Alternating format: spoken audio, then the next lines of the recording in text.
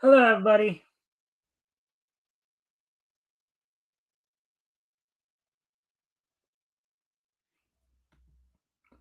All right, welcome to the mic stand. Of course, we're just waiting. We're just waiting a moment for Sabrina to show up here. Hopefully, she's on her way.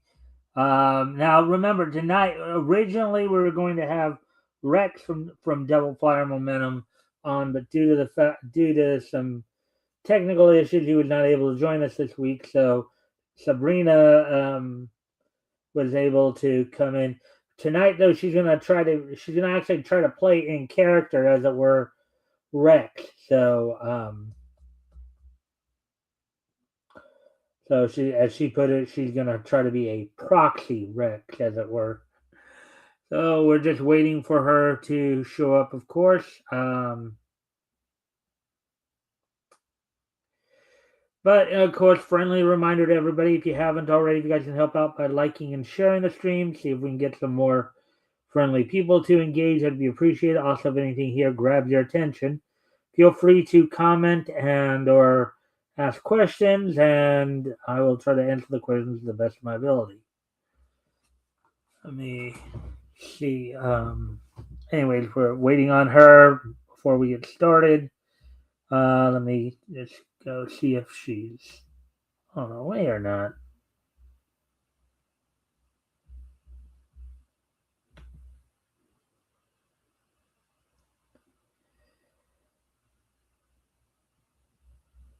Oh, I know she's apparently online according to Facebook here.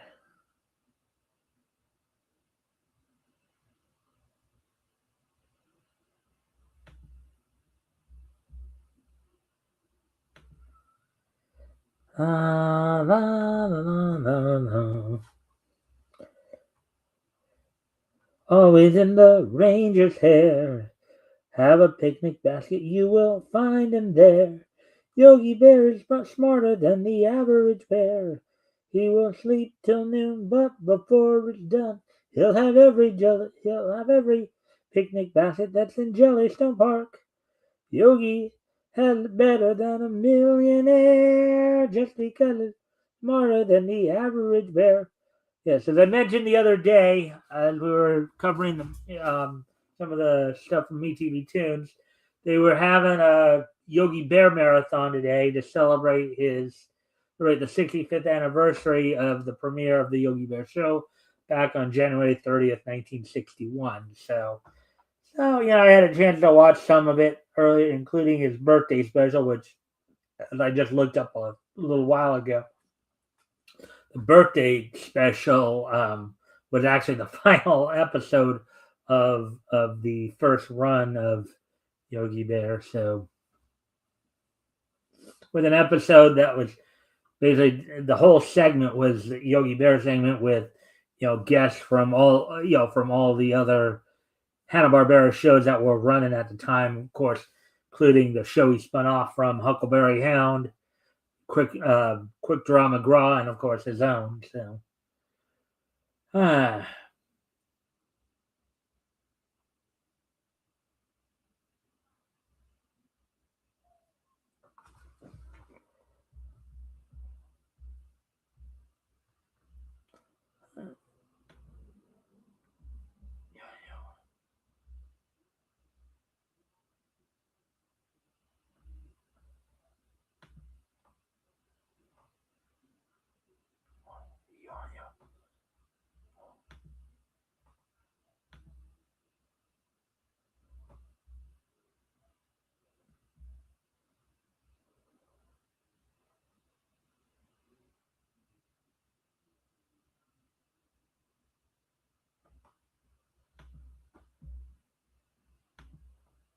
all right. So I just saw on Facebook that apparently she's having some issues getting in for some reason. But anyways, um, hopefully she'll be here any moment. So I guess at least while we're still waiting, of course, let me talk about what's on tap. What is on tap for tonight? Once she gets here, of course. As I previously told you, she's planning on being kind of a proxy Rex, so she's gonna be she's gonna do a bit of an in character bit, where she's gonna impersonate Rex trying to do his draw and everything. So I guess we'll just wait and see on that.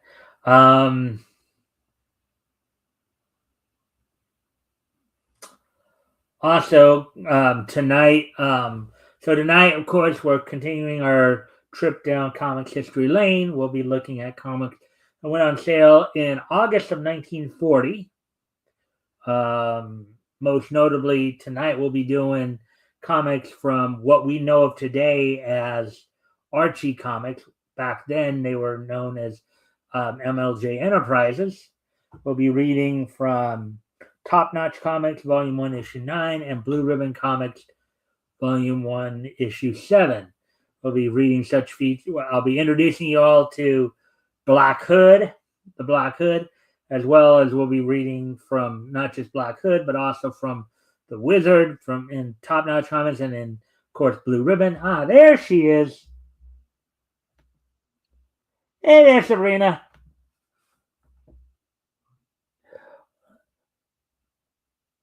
See, I even put it on my hat. It says Rex. I know you can't see it, but it says Rex. All right, so I guess I gotta call you Rex tonight, Rex. Yeah, fake Rex. Yeah, fake Rex. All right. Well, I was just getting everybody caught up on what we're planning tonight, Rex. So I'll just kind of fill you in real quick here on. So we're going to be going over comics that went on sale in August of 1940 from what we know of today as Archie Comics, what was known then as MLJ Enterprises. We're going to be reading from Top Notch Comics Volume 1, Issue 9, and Blue Ribbon Volume 1, Issue 7. We'll be introducing everybody, of course, to the Black Hood, as well as reading from The Wizard. Those two comics were in. Hello, Fitchozo. Thanks for popping in. Those two from Top Notch, and then Blue Ribbon. We'll be reading our old little dog buddy, Orangutan, as well as Corporal Collins. So a little mix of stuff. Some superhero stuff, some detective stuff. So as I always do, before we get too much into, of course, and afterwards we'll do this day in Nietzsche history as well. With that being said, Rex, before we do get started, would you like to promote anything? Promote anything? Promote your channel. I know that you've been having some technical issues of late, but hopefully those technical issues will clear up soon. So I hand as the saying goes, I hand the mic stand over to you. Well, thank you. Actually, yes, you can find Rex Devil Flyer on fundmycomic.com. Just look up Devil Flyer. Also, Rex has a huge YouTube channel. It's under Devil Flyer / Momentum Comics. And he's still struggling with his phone and his computer, but he will be back soon. And he also does a really cool draw stream. And until you guys get your Rex Fix back, you can always watch old episodes of Rex's shows on his YouTube channel. And there are many different shows. Especially the 4 o'clock shadow, where he talks about comic book artists and all things related to comics. And you can look up that one. And also, he has interesting guests. I believe he does the 4 o'clock shadow with a gentleman named Shadowhawk, but you can go and find episodes older episodes and watch them, and they're pretty good. I, of course, am not on them, sadly, but there's a reason for that. But yeah, Devil Flyer. Look at YouTube. Go to Devil Flyer or Devil Flyer, not Devil Buyer. Devil Flyer. Momentum Comics. And yeah, until he gets up and running, which will probably be another couple of weeks, hopefully sooner. But until then, yeah, you can look up old episodes, and he's pretty awesome. Actually, what I'm going to do right now is I'm going to actually go and grab the link here to his And I site, appreciate that. and that way I can just put that in the and then for anybody who wants to go check it out. So, all right, so I just grabbed the link there. So for those who want to go check out, all right, I'm sorry, check out Rex's channel. And as I understand it, I guess he needs to buy a new, he needs to buy a new computer. I think he needs to buy a new computer. I think from what he was saying, his computer he has is actually pretty old. So I think that's the problem, right? Yeah, I believe there's an issue with the tower. Now, he did tell me something that made me lose it. He's had his computer since 2011, Yeah. and it's lasted this long. Well, So, yeah. okay, Sabrina. I'm going to go back to calling you Sabrina because you're obviously Yeah. not really doing it in Rex style there. But I can't do his voice. It's too hard. yeah, but well, I mean, you said you were going to try, but that's not the biggest Okay, I deal will in the world. try. Hold on. I will try.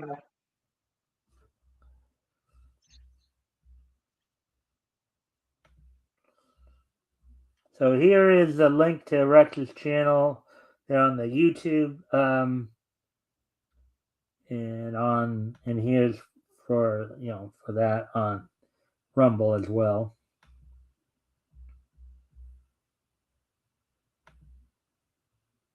I can't do it. Yeah, just be yourself. I mean, I Okay. understand Rex can be here. I understood why he was.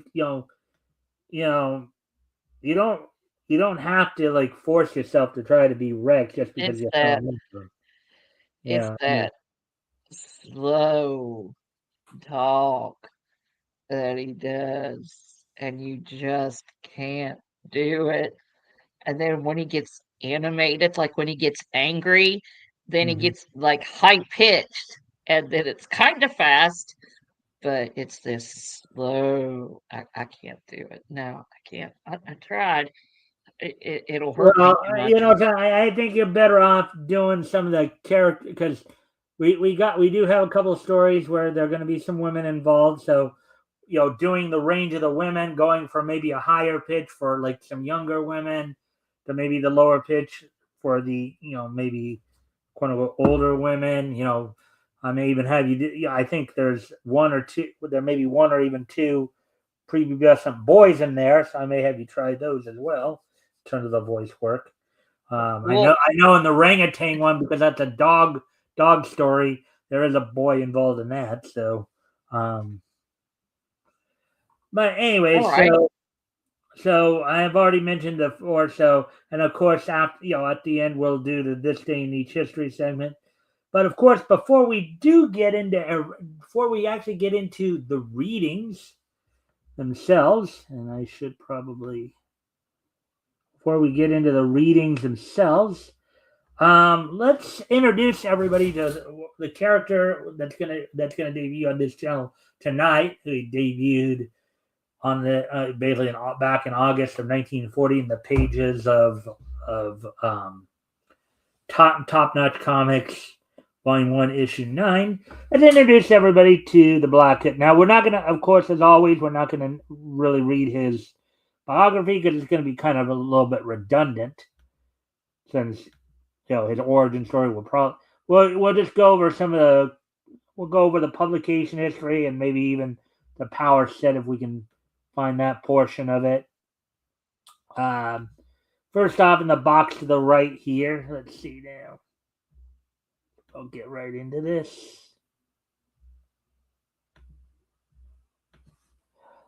And of course, a friendly reminder to everybody, if you haven't already, you guys can help out by liking and sharing the stream.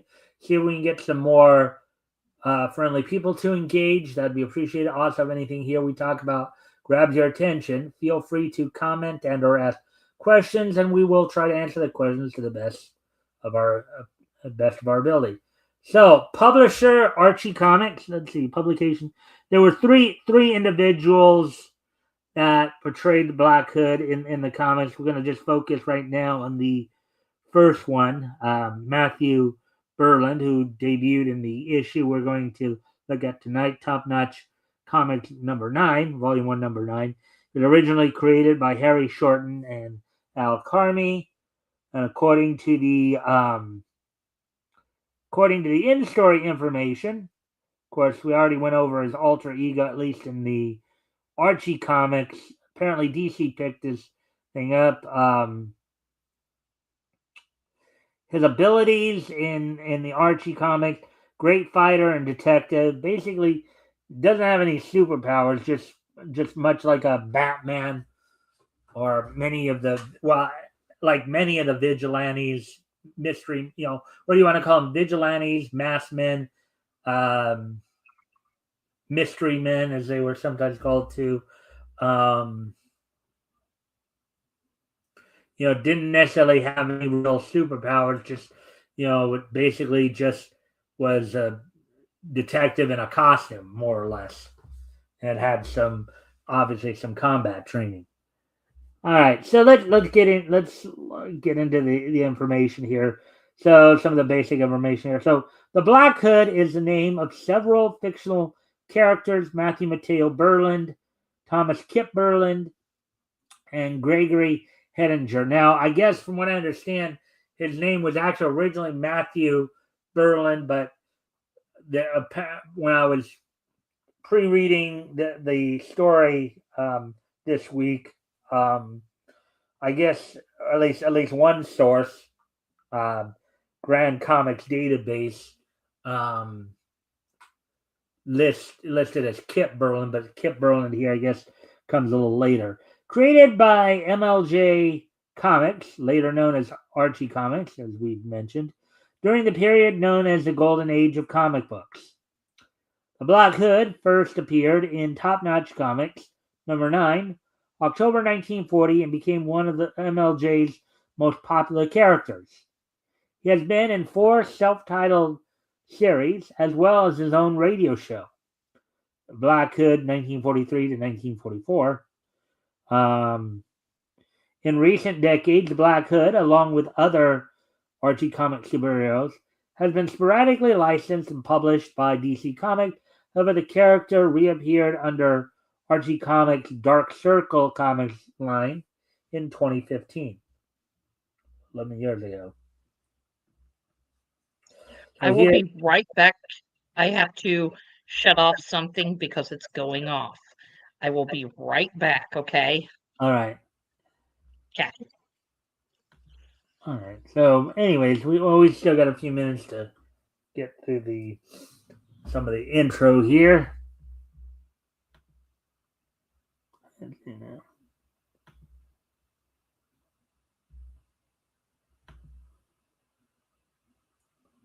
All right. Here we go now. All right, so the publication history here. So the Black Hood first appeared in MLJ's Top Notch Comics number 9, cover dated October 1940.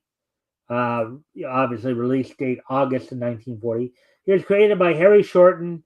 The editors had enough confidence in the new character to put his name as the title on issue number 9's cover with Top Notch Comics and in a smaller circle below.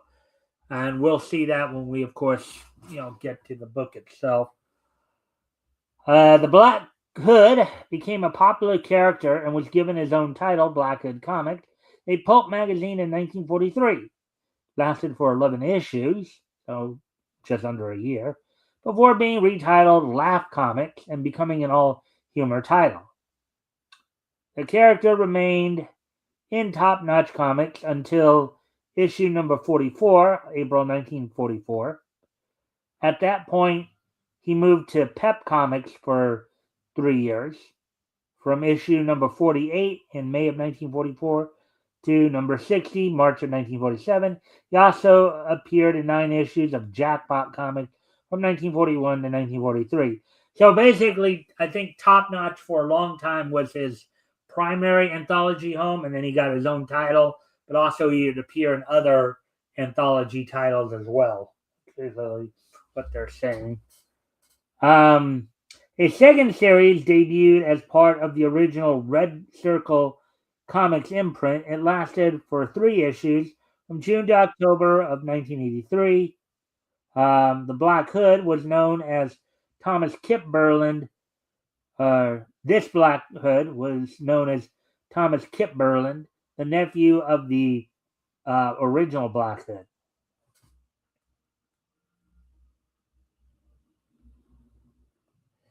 In 1991, a third series was released under the Impact Comics imprint when DC Comics received the rights to the Red Circle superheroes.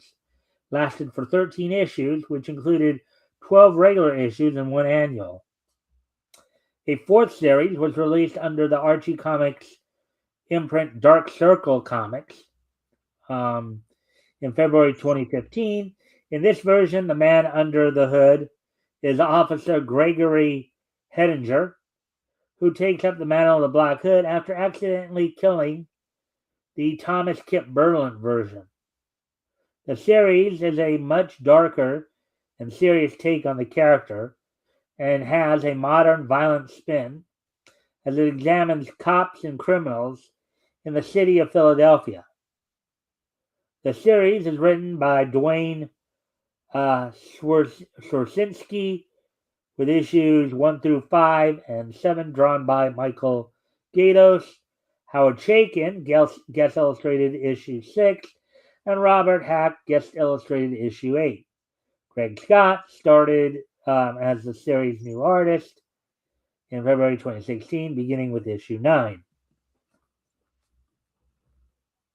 All right, so that's all we're going to read on the bio beginning stuff there. Let me just going to quickly take a peek here to see, make sure there's nothing else we can get from this. Nope, okay.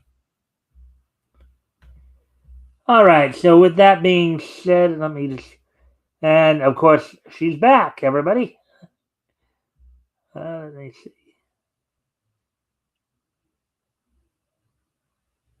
Yeah, I can just gonna do that because we do have 2 people in here now. So Sorry about that. All right, so now let me go grab the comics as it were.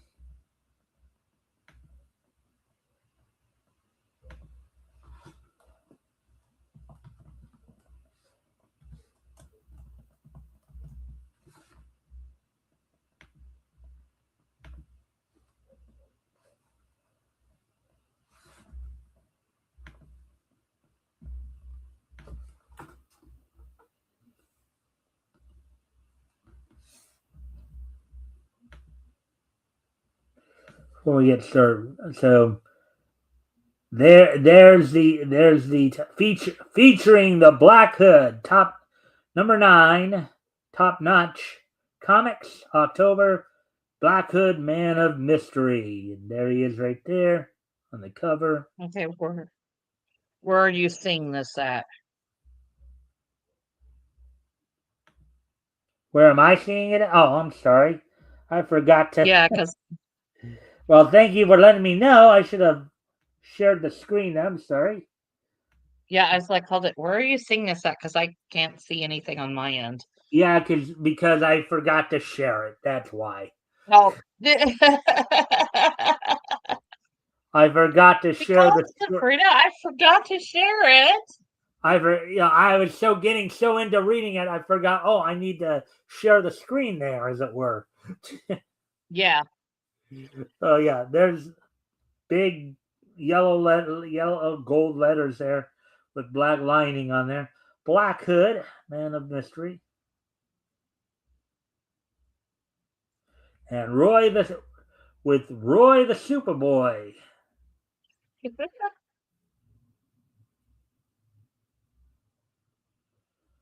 All right, so I just want to scan through real quick to see if there's any actual female characters.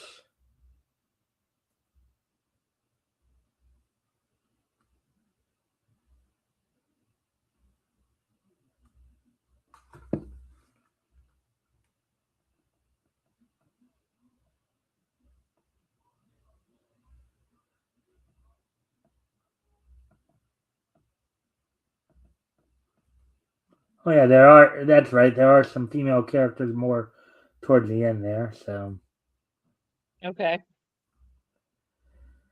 all right. So all right.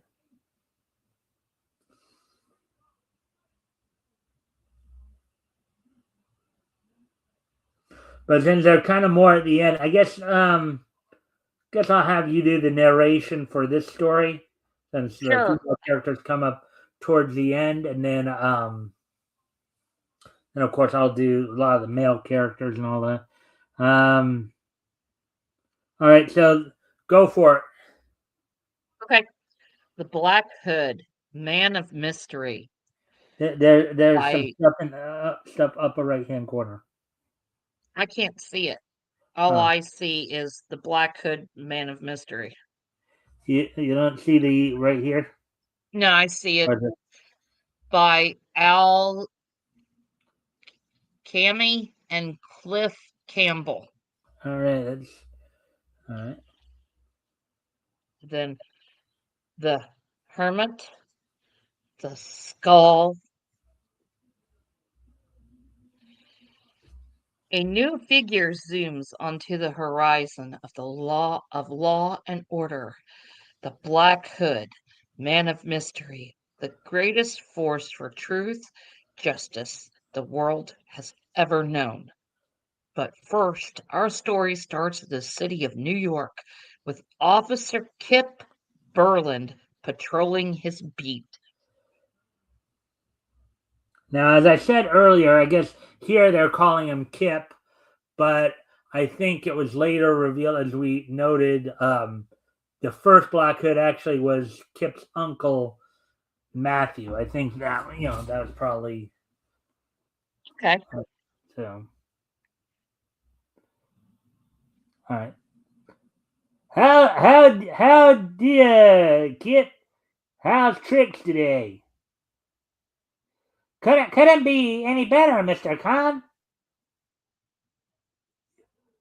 You gonna referee the PAL bouts, the PAL bouts, tonight, Officer Kip? The Oh, here we go. I guess here are a couple of women right here. Go Yeah, for it. the neighborhood has certainly been peaceful since Kip has come on this beat. It certainly has, and all the children idolize him too. 10 minutes till midnight. Well, I guess I'll just meander past the old Woodrow mansion before I knock off for the night. Meander. Now that's a term we don't use a whole lot today, or I haven't heard it used a whole lot in today's lingo. Um, Sabrina, do you know We, what meander means? yeah, we use it. It's like he's meandering down the road, meaning like moving, walking, going. Like, yeah, just meander on back that way. Yeah, I just think to start be walking that way. yeah, I think to be a little bit more specific, to meander means to like walk or stroll in a very casual, nonchalant way, like basically you don't Yeah. have a care in the world, kind of thing. Well, what goes on there?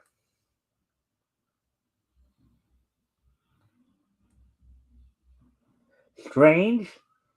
He's in a masquerade costume. I'd better investigate. Hey, you! Stop! Stop? Why?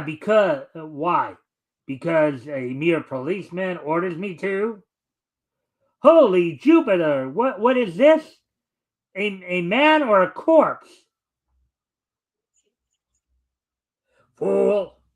And you dare to interfere with the skull? Insolent meddler! You shall pay for injuring my dignity. Man or a corpse, indeed. Your brother officers shall find you with these few Bob lesson. Okay, yeah. Bob lesson. Bob lesson. Your baubles in your hand and arrest you for the crime I have just committed. I've been leading police such a merry chase that they'll be glad to pin my crimes onto my victim. This will bring them in a hurry.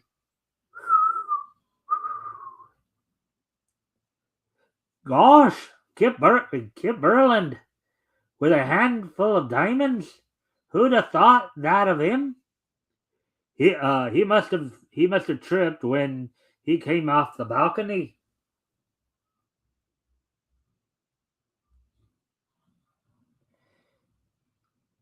There's nothing lower than to use your uniform as a cover while you rob the people you're paid to protect. I tell you, I was framed. Berlin's story makes sense. We don't have much evidence against him other than the diamonds he had. But the newspapers have been after us for a long time, and if we convict him, that will keep them off our trails.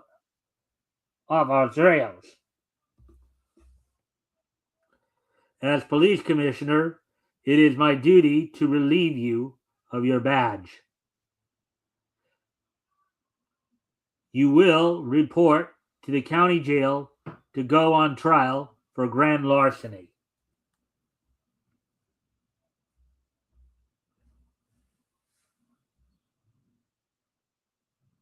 Out on bail, they won't listen to me or give me a chance to explain. The only way I can clear myself is by bringing in that walking corpse who framed me. For the few days preceding his trial. Oh, I'm sorry. That's okay. For the few days preceding his trial, Kip prowls the streets of the city, ever on alert for the man who caused his disgrace. One night, fur warehouses don't get deliveries at this hour.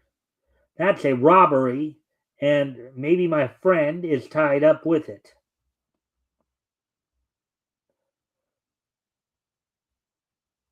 I can't afford to pass up any bets.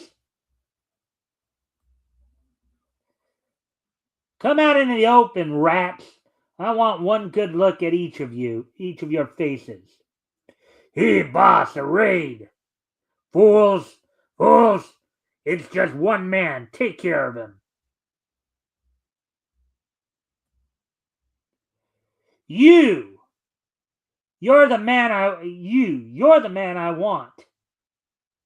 You'll need more than bullets to pierce the skull's clothes. Get him, you incompetent slobs. How's this, boss? Splendid. He's the same fool policeman who tried to cross me once before. He shall have no more opportunities to waste my precious time. Get rid of him.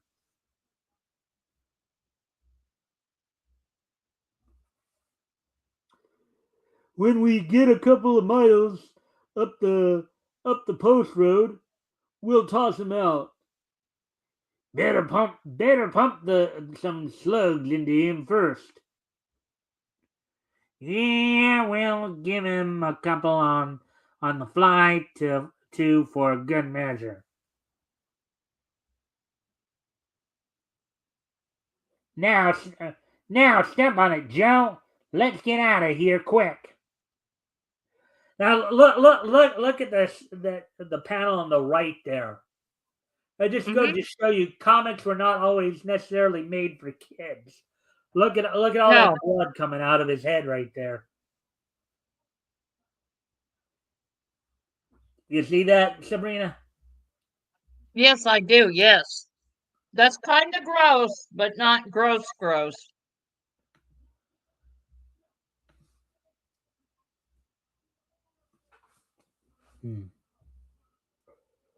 Shots? Someone is shooting. I had better investigate. They came from the direction of the road. He's still alive, but only instant medical attention can keep the flame of his life from flickering out. Interesting way to put that, huh? Flame of his life. Yeah, and I've heard that expression. Yeah.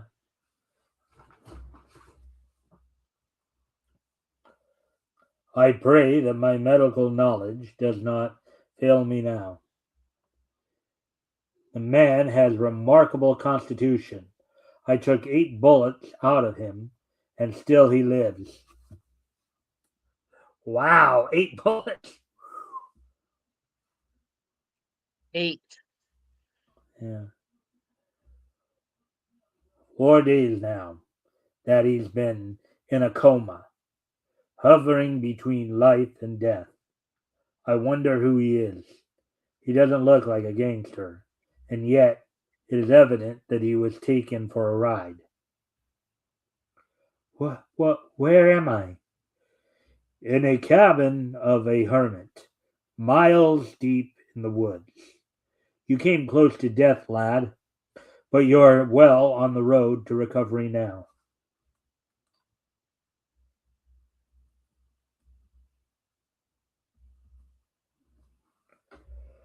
I owe my life to you, so you might as well know everything about me.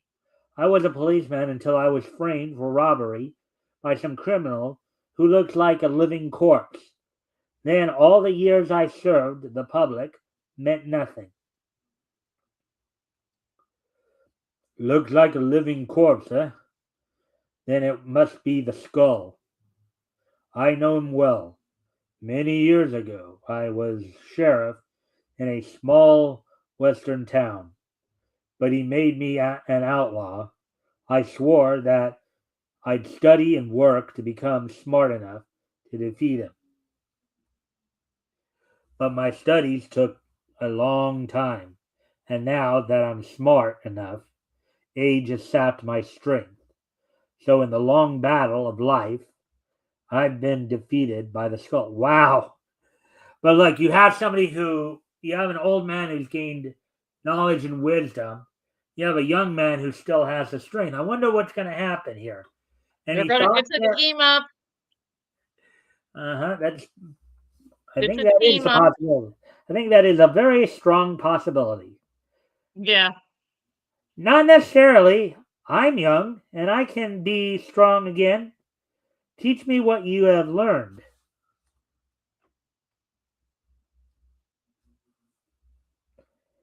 And I'll make your fight against the skull my fight. I too have reasons to hate him. No, son. The skull only represents crime. If I teach you what I know, you must promise to use your knowledge against all crime and all criminals. I'll promise you that gladly. Thus, Kip Berlin starts his training both to rebuild his strength and to learn all of science and all of knowledge in order to make himself the world's greatest fighter against crime. And then, And look at those panels there of his training and studying there. yeah, He's I love he's doing the the, old speed bag there. He's at a yeah, desk. Look at all that. and chopping wood like what he's doing right there with the axe. Oh, that is one heck of a workout. Uh huh. And then he's even learning chemistry there too. The Yeah. bottom.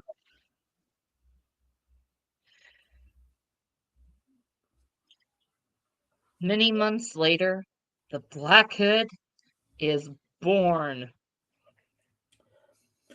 With the name and the costume of the Black Hood, you are now a man of mystery, and that you must remain, for only mystery can strike terror into the hearts of criminals. Now I know you're probably not as well versed as, let's say, like I am or Rex when it comes to comic history and some of the stuff from older comics, but that's very similar to what was noted in Batman. You Yeah. know, it was I don't know if you ever heard of this before, but in Batman it was stated that Bruce learned from his father that criminals were a superstitious and cowardly lot. Yes. Um, I'll do that, and you shall not regret having made me your pupil. And now, goodbye. In the meantime, the Skull has been making a laughing stock of the law, robbing wherever he pleases, spreading terror among the police.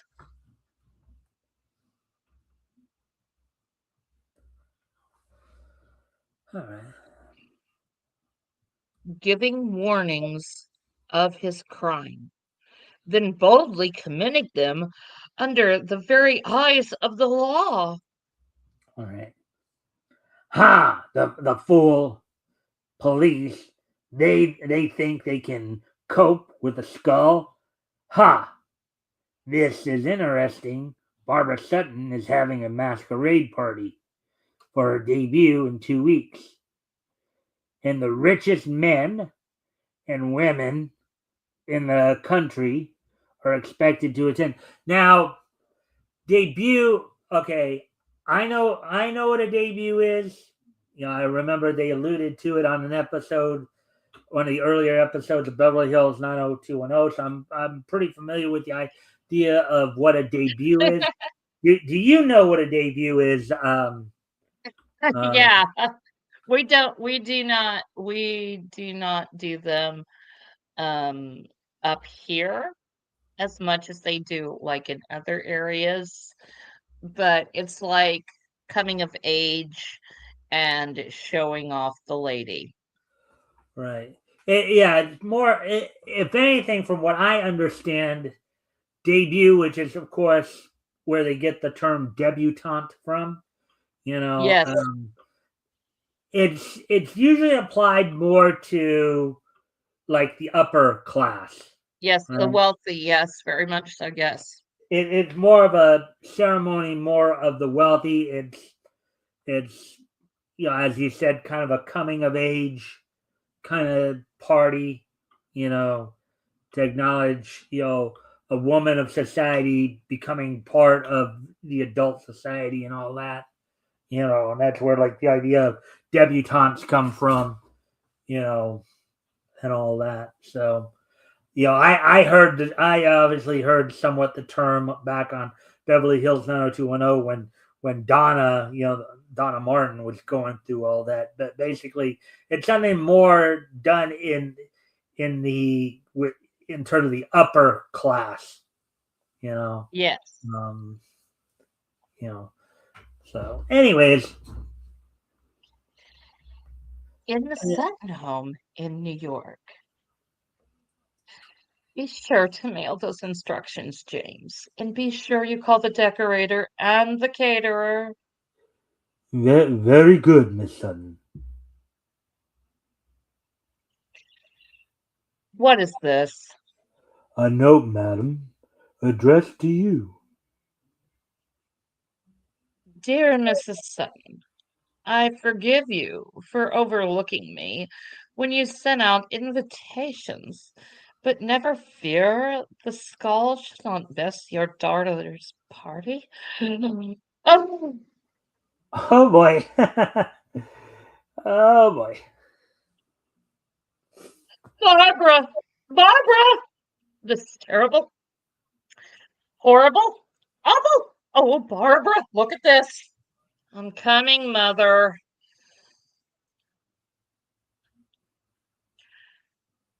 Kindly notify your other guests that if they fail to attend the party, I shall visit them later personally. Hmm. All right. I'm just scanning down real quick to so okay, so continue going to the right there and um then we'll go down. What can we do? He says that if we notify the police or anyone who has not already been invited comes to the debut, the 10 richest guests will be killed. We have to do as he says and go ahead with the party. Okay, but before we continue, well, I think I have a line there, and then you have the other quote there because I think it's the James Butler and the maid there. Yeah. Let's go. One of the terms I use for comics like these, or one of the little things I do with comics like these that are a little bit more mature, it's like these are comics made for kids. Yeah. Because whenever people think of comics, like they think of cartoons, right? They tend to think, oh, they're just made for kids, but in reality, they're kind of made for everybody. In some cases, there are some comics and cartoons. Not talking about the moderns. I'm even talking about the older stuff. Right. You know, um, where they actually were like particularly with the older cartoons, the Golden Age cartoons, for example, the older like Looney Tunes, MGM cartoons, stuff that we grew up that was in syndication. There was a lot of Granted, it was more subtle. It wasn't like The Simpsons or Futurama or anything like that. But Yeah. there was still some more, let's say, mature aspects to some of those cartoons and comics of old times. And we're seeing it here where these superhero comics, you know, people think of, oh, superhero comics, those are for kids. But no, because you see here, this is definitely not writing for kids here. You have some pretty serious adult stuff Yeah. around here. Yeah. And that's kind of the one of the more interesting things about these too. It's just, and also obviously when we're looking back, this is from like 1940. We're into 2026 now, so that was like 86 years ago. We look back on times and how people communicated, the word usage, and all that. How that all applied here as well. You know, um, Yes. but anyways, getting back to the story. Let me see. Back to the story here. Hmm. The skull is going to visit Barbara's. Uh, this the skull is going to visit Barbara's debut. What's happening? Oh, I guess I should have had you Yeah. read her first, but anyways, Yeah. That's okay. the narration's at the bottom there. The skull's warning. Warnings go out to a banker. The Suttons say that the skull knows exactly what jewels I possess. Society matron. You're doing the women. Oh, yeah. Duh. Sorry. If I don't wear all my jewels, the skull will kill me and steal my jewels later? And Man, dang, and a prominent this guy is quite arrogant, wouldn't you say? yeah, these people are kind of dumb, but yeah. And a prominent young lawyer, David Simon or Simon. I think it's Simone because I think there.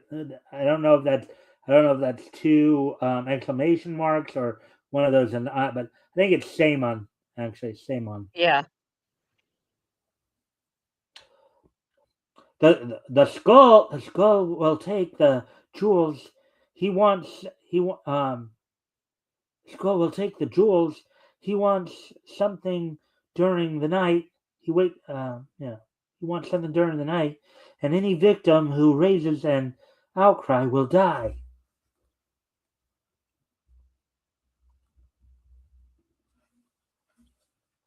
in New York, we find the Black Hood, but he lives under an alias. For Kip, Berland is an outlaw, wanted for grand larceny and bail jumping. The nerve of the skull announcing his plans for the Sutton debut in the papers. Think I'll look into this. Man, the dude is arrogant. Okay, you notice. Yes, Okay, the villain is arrogant, and the police are cowards. yes, they are, but it's funny because, like, this could be took care of, guys.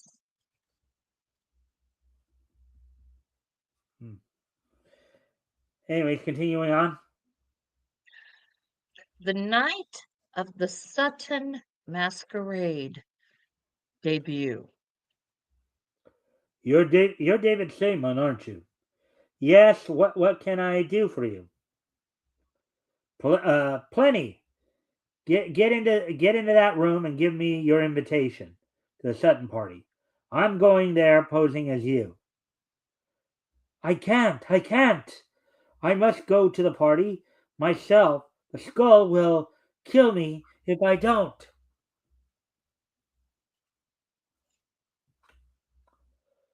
Sorry, I have to do this to you, but it's absolutely necessary. And don't worry, I'll see to it that the skull doesn't harm you. And you see him like typical way of tying somebody up and put a gag. Yeah, he tied him up and gagged him.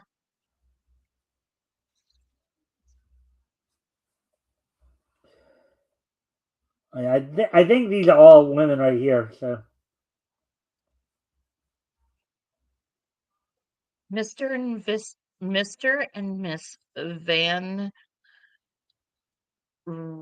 Renss. Van Rensselaer is That's a actually weird way to pronounce Vince Rensselaer. yeah. Well, Mr. and Miss. here's the thing.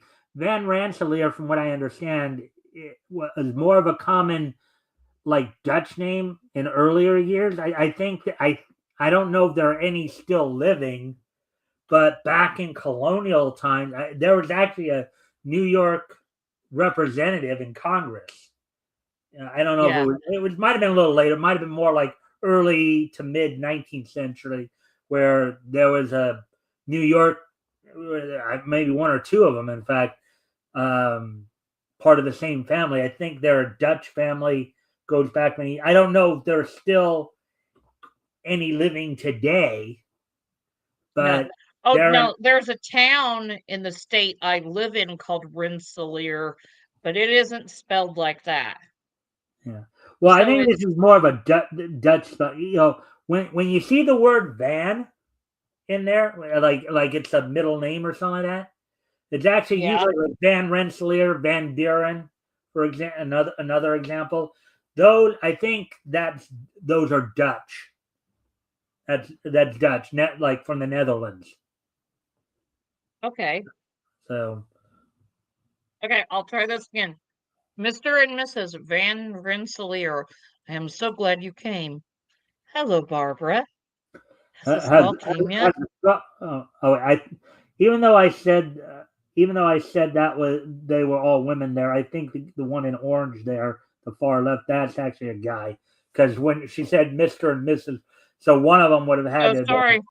Yeah, no problem. I kind of caused that by saying what I said earlier. So, um, has the skull come yet? Has anyone seen him? No, there's been no sign of him yet. Why, David Seymour, that's quite a novel costume you're wearing. Are you frightened because the skull is coming? Not particularly. Have you have reason to be frightened, David? After all, you have nothing that the skull could possibly want. I guess that's right, Mrs. Sutton. Come on, David, let's dance. Oh, so I get it. The one in green is the older Mrs. Sutton, and the one in orange there is Barbara.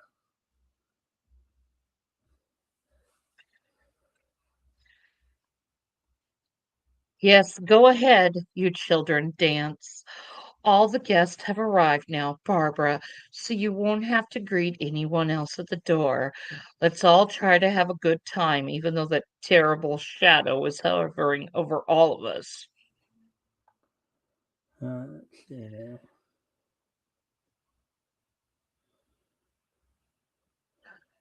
Hold But on a second. Hold on a second. Let me just. Okay.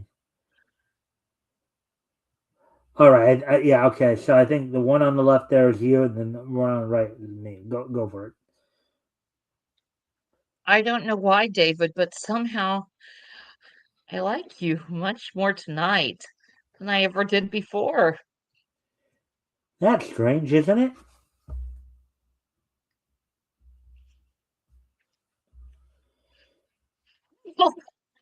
Oh, I've been robbed. My pearls. My pearls.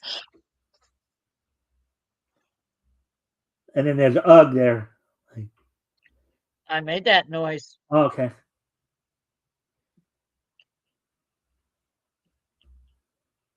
What happened? The skull. The skull? He's here.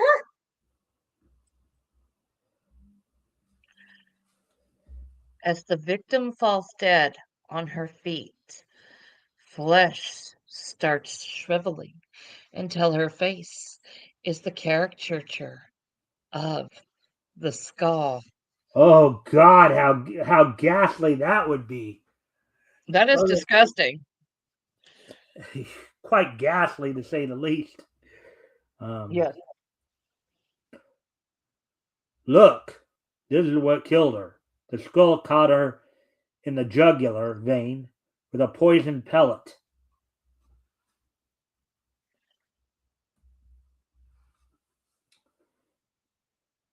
He's in here, all right, disguised as one of the guests, and he's using a blowgun to quiet his victims. Those pellets must be dipped in a poison that eats away all the flesh of the face. Okay, You. I don't now. Hold on. I know. Rick would probably have Rick Piper, one of the other co-hosts. He'd have an issue with that because the pellet supposedly is supposed to, I guess, eat away the flesh of the face. That would not look what being flesh eating would look like. Turning green like that would not be what flesh eating would Right. look like. So I don't know if they just cleaned that up to where they were not going to make it too gross, or if that was just a wording error there. But um, silence! The skull speaks. You have just seen what happens when my victims are noisy. I trust my next customer will be wiser and stay alive. Oh dear, it's happened. He's here. Who will be next? Can't stand this. Think I'm gonna faint. Hmm. Don't, don't think don't think yet, Mrs. Sutton. We're we're the newspaper photographers, and we'd like to have your permission to take some pictures. Can't be bothered now. David, be a dear. Take care of these gentlemen of the press. I'll be glad to.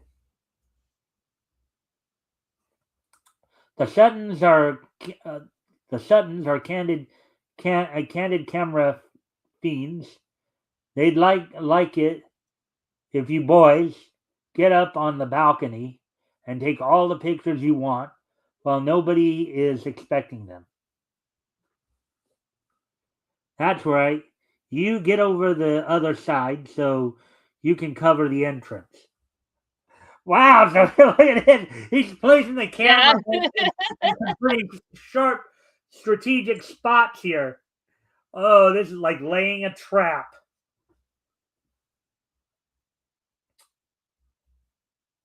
Let me see. There's just one thing I've got to demand the Suttons to demand. The Suttons are very particular about what kind of pictures they allow to be printed. So you'd better set up a dark room and develop all the pictures right after you take them. I'll have to okay them all. Sure thing.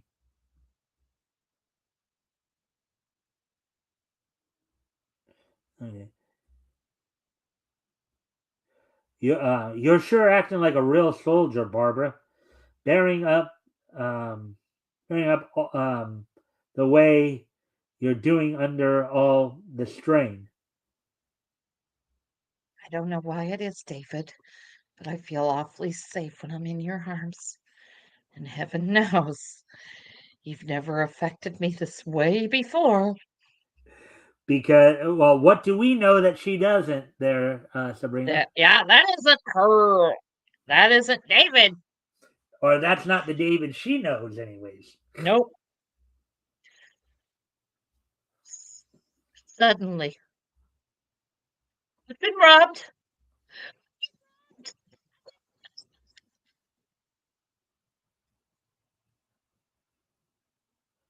Did you say all three lines there? Yeah. Oh. Is my mic not working?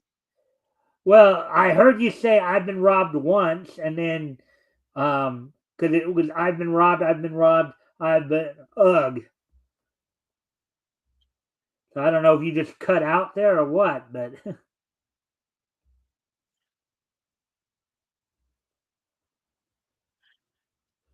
Look, her head. She looks like a skull. Who will be next? She shouldn't have shouted. I can't stand any more of this. you've got to be brave, Mrs. Sutton. Everything would be all right if the victims didn't scream. What can we do, David? I'll see if the photographers have caught anything I can use. Very interesting. He's smart, the skull.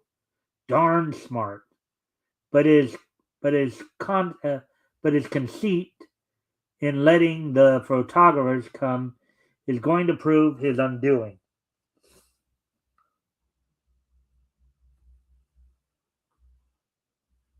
Yeah, most criminals tend to be a little smarter about that and don't necessarily want to leave witnesses. Shall we dance, Mrs. Sutton? David. Why, David, I'd love to dance with you.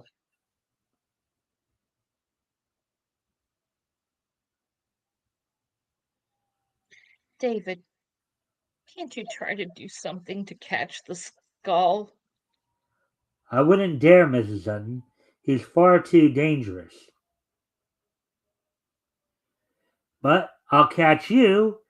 In you go. Down into the jug. Good and tight. And drop that cigarette holder.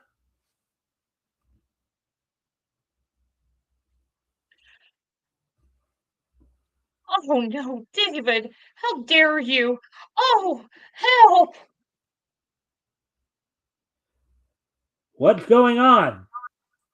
Who the skull killed now? David, Mother, what on earth is happening?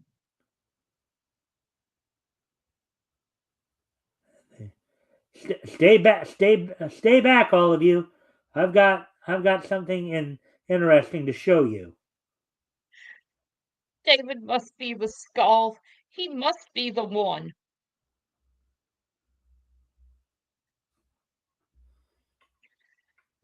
David, don't you dare touch my mother. Don't worry, Barbara. I won't touch your mother. I just want to introduce you to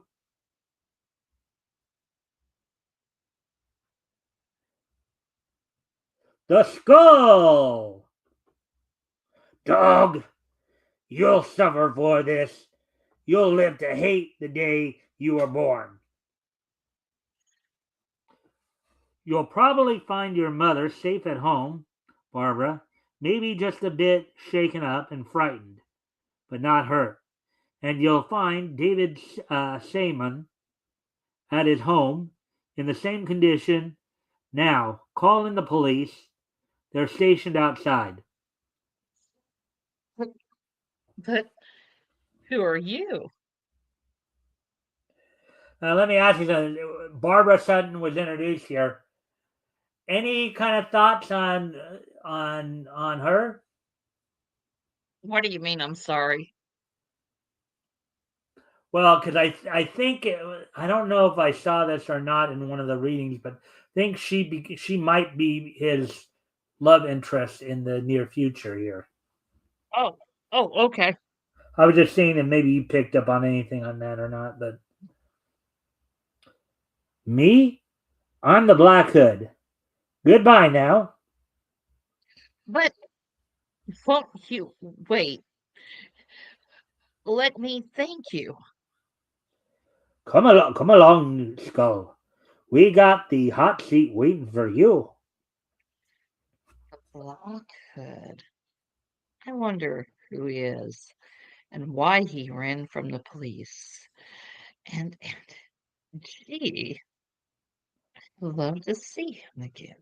So maybe I should have asked that question I just asked after that line. I didn't know if they were gonna have that line in there or not, but maybe I should have asked that afterwards. But anyways,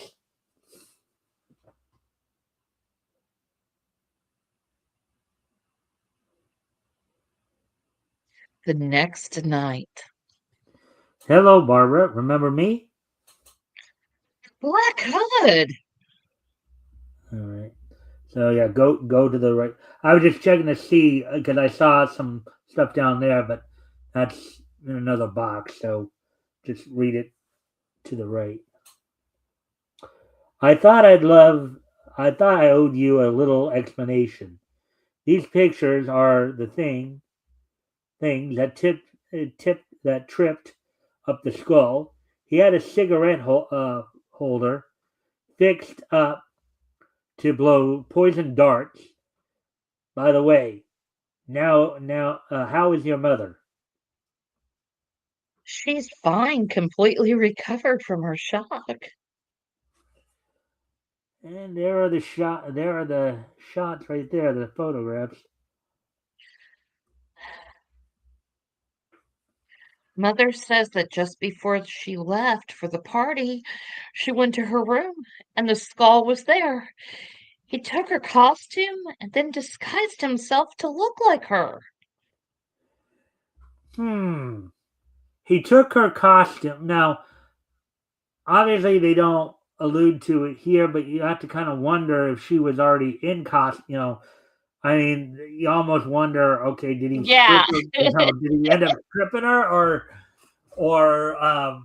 was she not in her costume yet? I wonder. Yeah. Yeah, and they don't let you know. Yeah, I guess they leave it to your imagination. I guess that's right. And being a master of voice imitation, he had no trouble on that score.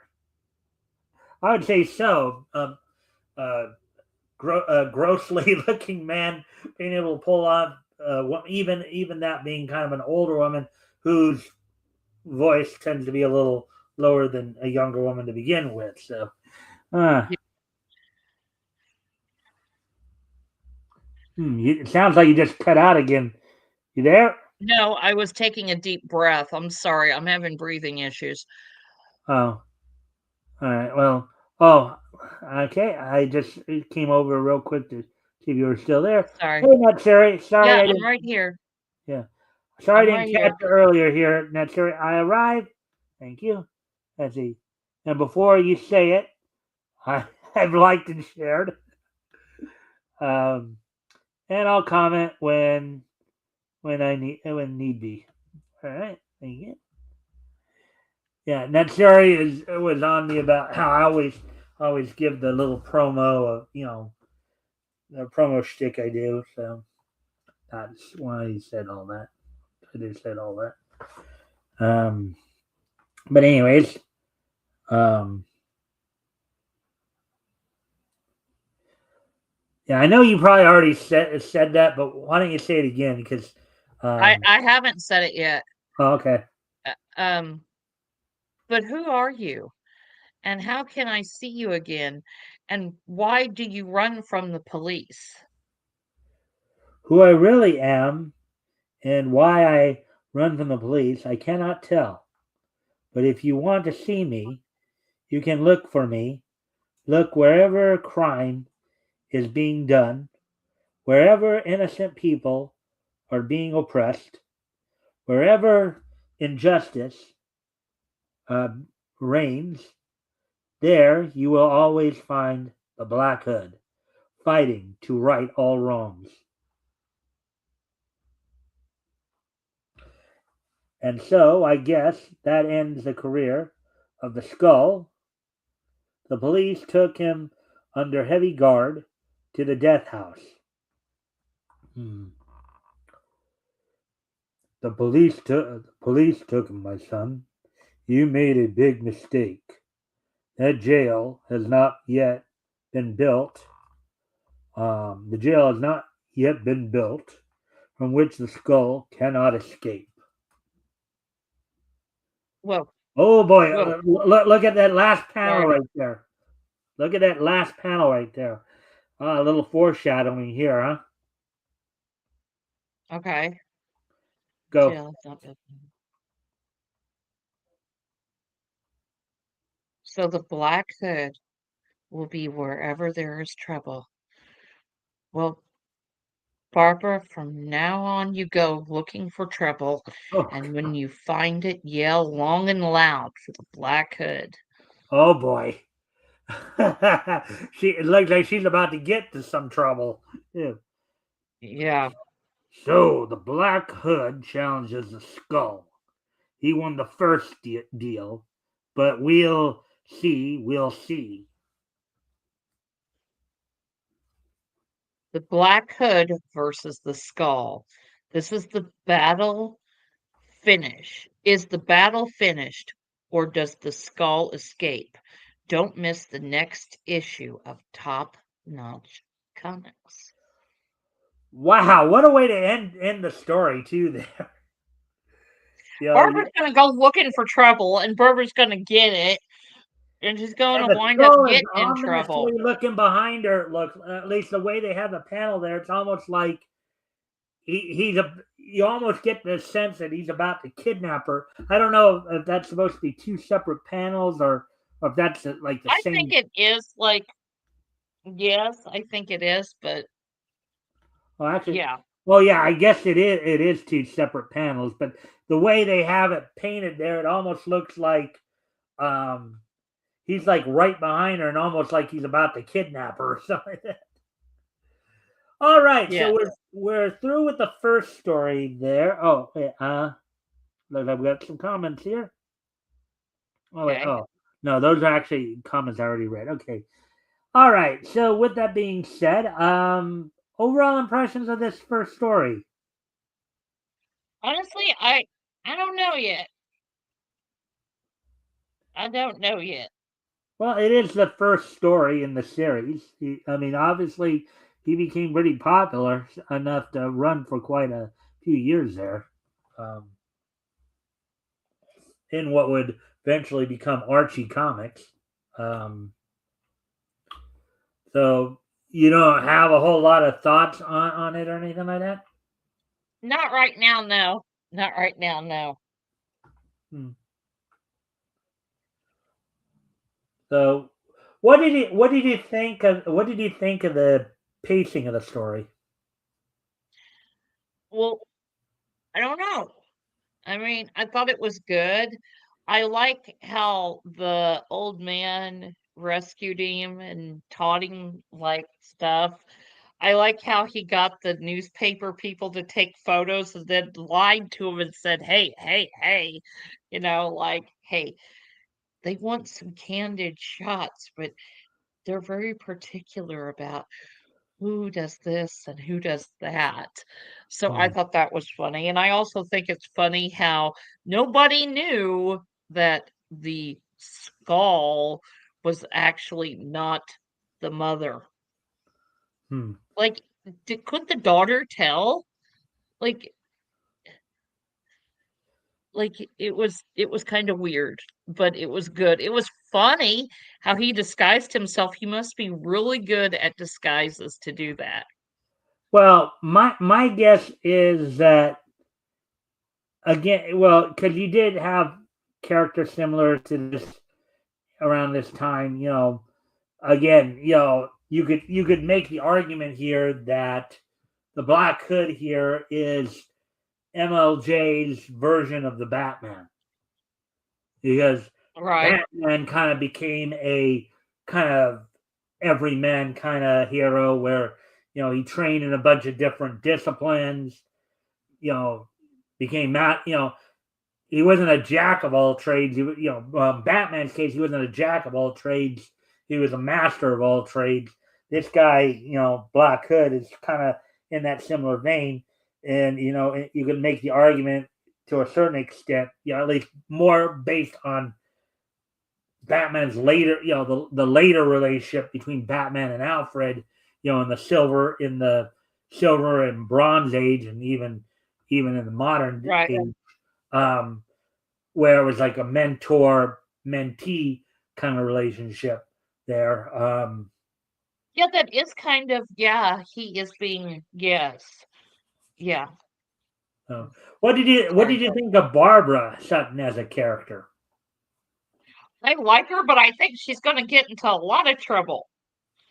You I know, think as this He's gonna story fall goes in the on, trap of being like a Lois Lane type, Lois Lane type. Now there are a number of hero comics that have had this, where the love interest of the hero will. Now in this case, I think the key difference here between her and some of the other ones, like Lois Lane, like Diane Belmont.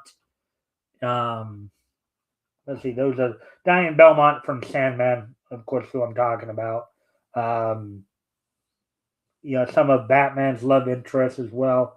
Um, she's gonna actually go now. Diane actually kind of went looking for it too. That's something. But a lot of the girlfriends or a lot of the love interests of a lot of these heroes yeah.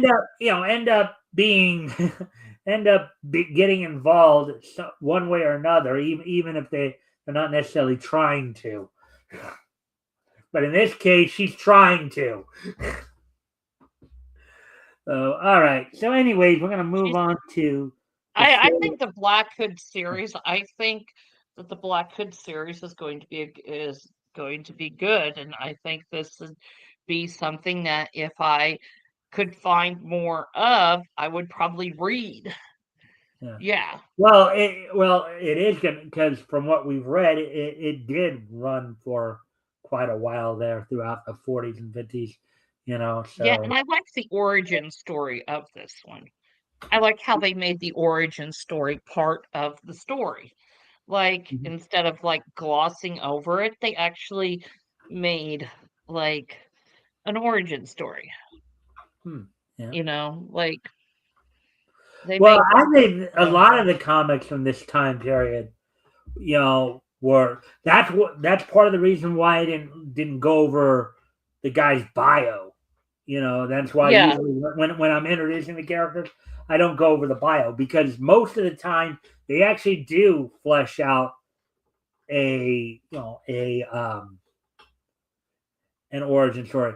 It's funny because in the case like Superman, it's kind of reversed. In the Golden Age, they only glossed over his origin story. They didn't really flesh out his origin story. Superman's what I'm talking about here, until the Silver Age. Where you actually learned of some other Kryptonians. But anyways, let's right. get now let's get ready to move on to the next story here. And wow, we Okay. spent quite a bit of time on this because we're already at an hour 21 here. Yes. We're gonna need to. Anyways, moving on to the next story, which will be the Wizard. I get down there.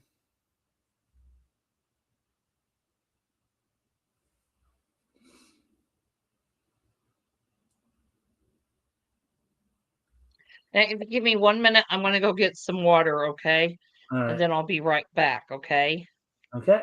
I'll be right. Yeah, I heard you. I heard you. Okay. It's gonna take me a second. I'm running out of water.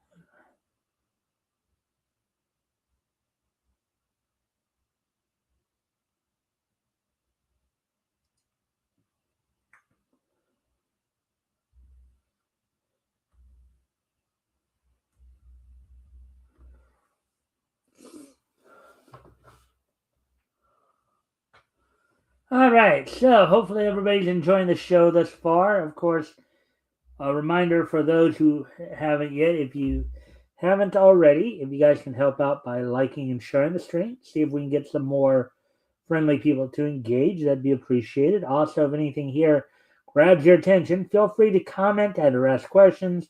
We'll try to answer the questions to the best of our ability. We're taking a trip through the MLJ Enterprise universe, which we know of today as the Archie Comics universe. Um, Next story we're going to look at here is the Wizard, the man with the super brain, and with Roy the Superboy. So, since Sabrina gets back, of course, um, of course, um,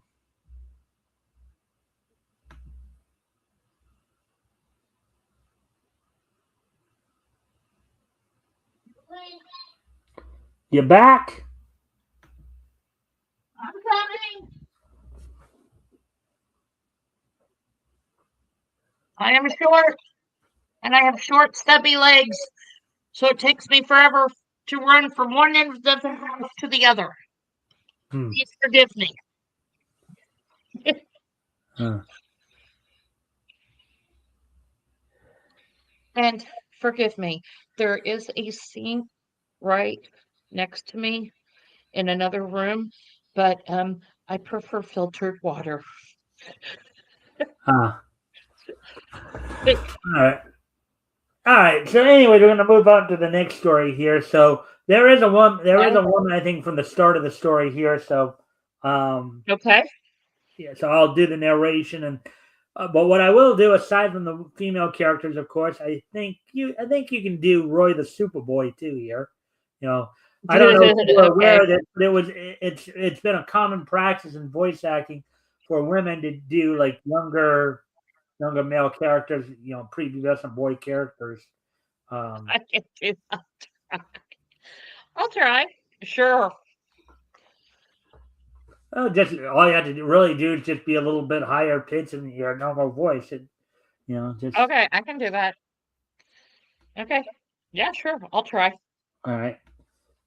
The Wizard, the man with the super brain, and Roy the Superboy. With his super brain and photographic mind, the Wizard is able to visualize faraway happenings.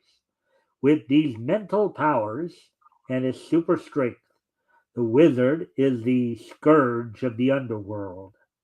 Now, teamed up with the Wizard is Roy the Superboy, Marvel of 1940. And look there. See, he looks like he's about 12. He looks like he's about 12 or 13 right there.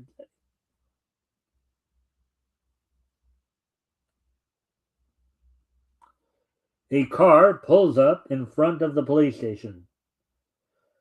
Those racketeers can't frighten me. I'm going to the police with my story.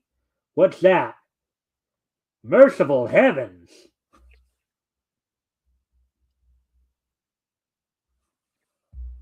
Elaine, look.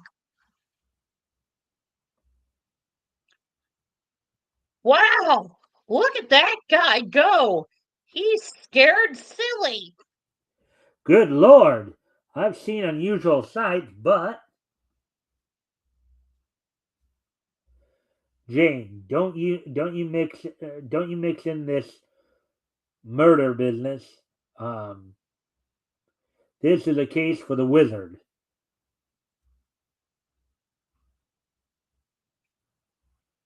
That's the trouble with you, always depending on the wizard. There's a story out there for our paper. I'm going after it.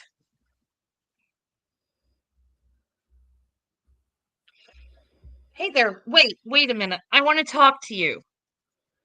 No, no, I don't want them to kill me. Go away. This is Blaine Whitney, big newspaper owner, and we'll protect you. It's it's those bail bond racketeers.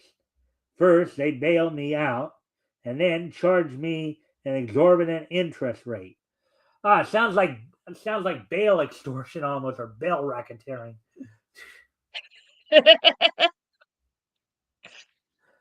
Bail sharks. That's what I guess the term would Yeah, be. loan sharks, loan sharks. Yeah. Let me see. Whoa, Okay, the okay. screen's Okay, bouncing. hold on. Let me just get a good. Whoa.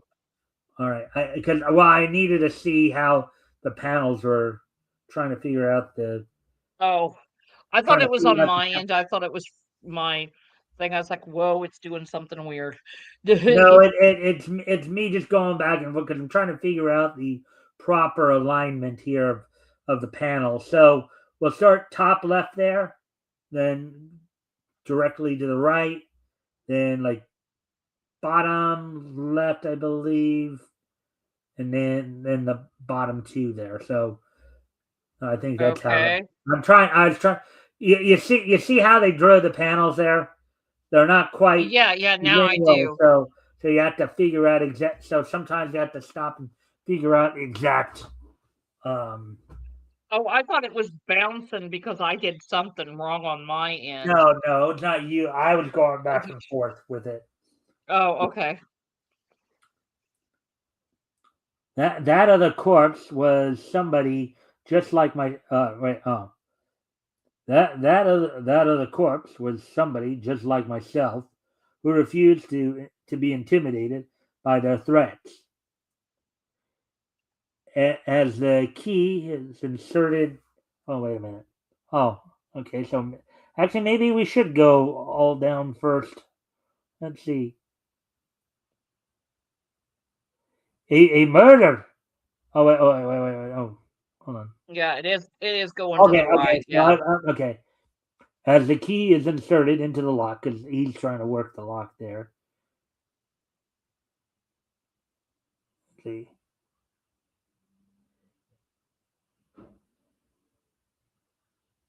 Come into my house, and I'll tell. Ow! Help! Police! He's been electrocuted!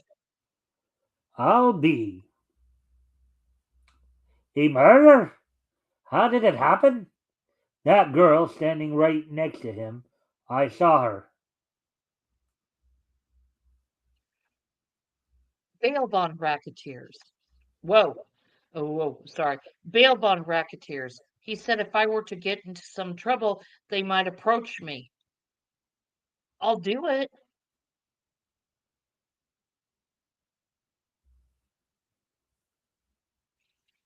He was an he was an intimate friend of mine. We were just going into his house to have a talk. Okay, sister. You'll do your talking to the police. Jane, don't. Oh, well, at least that part was right. But anyways, do you know this guy? Never saw him before in my life.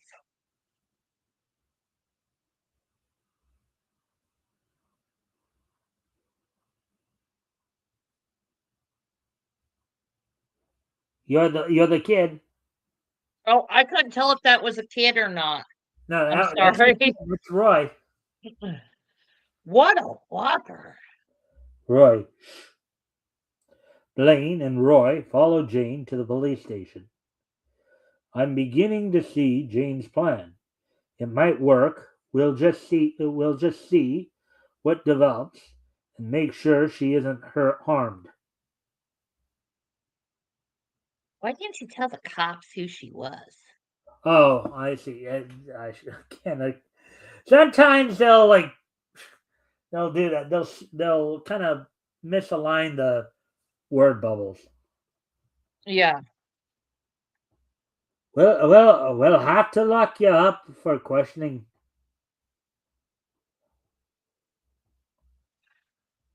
Well, that would mean scandal. My father has plenty of money.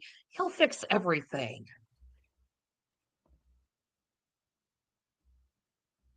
Well, all you have to do is call him up to bail you out.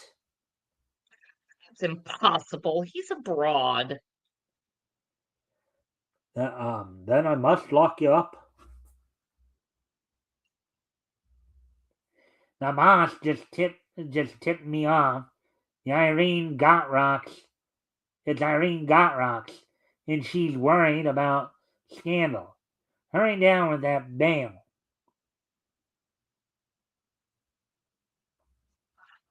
Oh, things are going to pop. Hmm. Yeah, I think that's more of a thought bubble than actual word bubble there, but I couldn't tell. It's over her. I couldn't well, if tell. it looks more, if there's more curves in the line, if it looks like it looks a little bit more like a cloud, and there's like a Uh-huh. little cloud coming off of them. That usually means it's more she's thinking it. She's not actually saying it. There's usually if you notice if they're saying it, there'll be like a little tail that goes down Yeah. pointing to the person that it's coming from. But if it looks more like a cloud, it's more of a thought bubble. So it probably sounds it's better to like do it like this, to voice it like this for thought bubbles to kind of indicate. I mean, I don't know if you've seen in cartoons before when people have spoken telepathically, how it almost sounds like they're like hallway or something like that, like Yeah, this. kind of. Yeah. So, there's Miss Got Rocks, boys. Yes, see, Miss Got Rocks, we loan you the bail and charge you a little interest. Oh, how nice. Where do I sign? Right here, Miss. Jane is immediately released from jail. Hello, Jane. How did everything go? Wait, I'm sorry. Hello, Jane. How did everything go? Go back to the office first.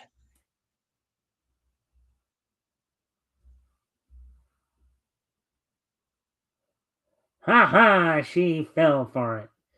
Ha ha! She just a small interest rate. Wait till her old man starts paying. Look, she's a reporter. What? Get the boys.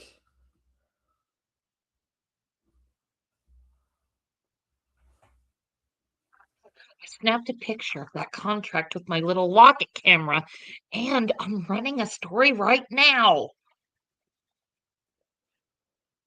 Oh no, you don't, sister. Oh no, you ain't, sister. It's those crooks! I'm not afraid of you all! Roy, be careful.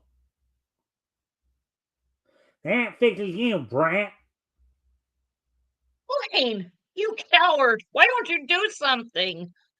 But, what can I do? The brat's dead.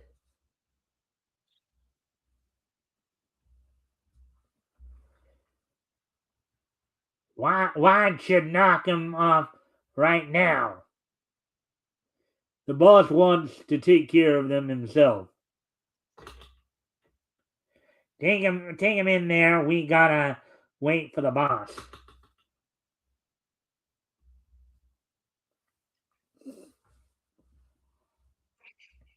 You'll suffer for this. The wizard is my friend. He'll be here soon. Wait, the wizard? The wizard knows about us? Quick, head off the boss. Tell him to get rid of all those bail bond papers.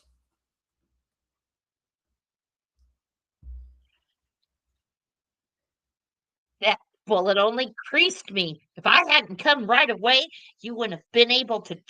I wouldn't have been able to trail them. I'll trail them to their boss, but first, I'll choke them up. I'll choke up this chimney so the smoke can't come out. That'll smoke them and give Blaine a chance to become the wizard without being seen. This is easy.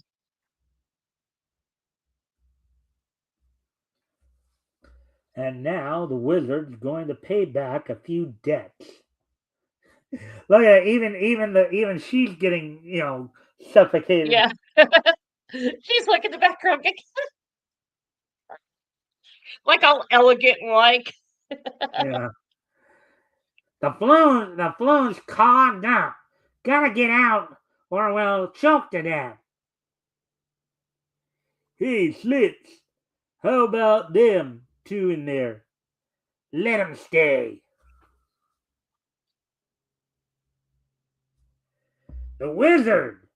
I'm getting out of here. Seems like those boys aren't anxious to become better acquainted.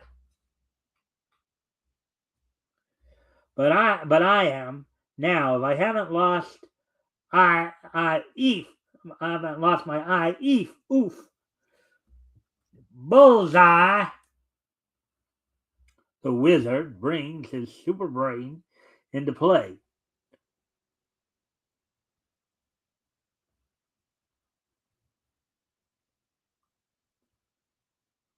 Roy is speaking. Wizard! It's Roy. He's directing me to the ring leader's house. It's Blaine. Blaine? I sent him home. Get the police to take care of these hoodlums. In the ringleader's house. It's a wizard, boss. He's wise.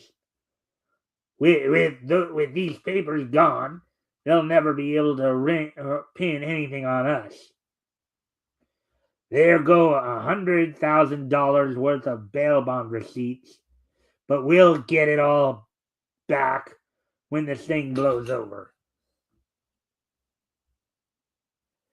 But before the receipts can be destroyed, Pardon my taking ways. get him! Don't let him escape.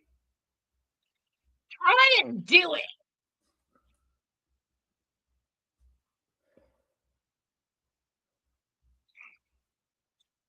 I think he's speaking first in this case. The little kid is. How's that for using my head? Ugh! A signal, and more thugs storm into the room. Don't let that brat get away, or we're all sunk. Roy is taking them on all alone. He may be able to use my help. Fling him into the fire.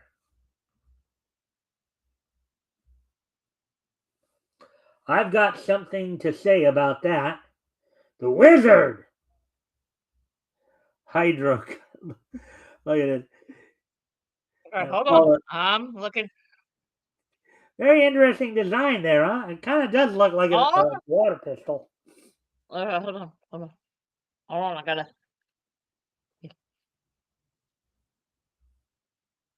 What? Okay, that might be cool. Yeah. Let's make these tough guys scramble, Roy. Oh, wait, I'm sorry. This is fun. Let me down! Go, go, go! So it's the chief of police himself who's behind the racket. In the DA's office, I tell you, DA, those murders today tie up with the bail bond racketeers. Our reputations are at stake. But we have no evidence, Mr. Mayor. What's that? The chief of police.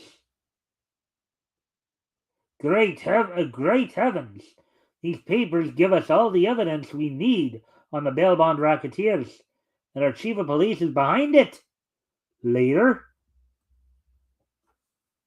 I weren't so busy with this bail bond scoop, Blaine. I tell you what I think of you. but I told you this was a job for the wizard in the first place. Sure, Jane. I heard him. It's only the beginning, boys and girls. It's only the beginning. Every new issue of The Wizard and Roy the Superboy brings with it a fresh thrill and a new blood-tingling adventure that will make you wait impatiently for the next issue of Top Notch Comics. All right, so we're done with that story. Oh, overall impression. Okay, I know why they call him Superboy. Because he was raised by squirrels. And so he's really hyper. Hmm. And he bounces off the wall and he can't control himself. What kind of a fun character to do, huh? Yeah. All right, so as soon as I get over, we're going to head over to Blue Ribbon Comics number 7. I'm going to read Okay. Ring it. Yeah. Well, So we're going to on try to read my more. side, it's like the comics are going this way, like ooh, ooh, like you know how you would rewind a film, they would put the film Yeah. in reverse, like Uh-huh. back when we were in school. That's what Well, it in a looks way, I like, have right? got to rewind. I'm trying to get it back to the top so I can, Yeah, move it it's on like to another. rewind. Ooh. All right. I'm So now, sorry. no I problem. need to laugh sometimes.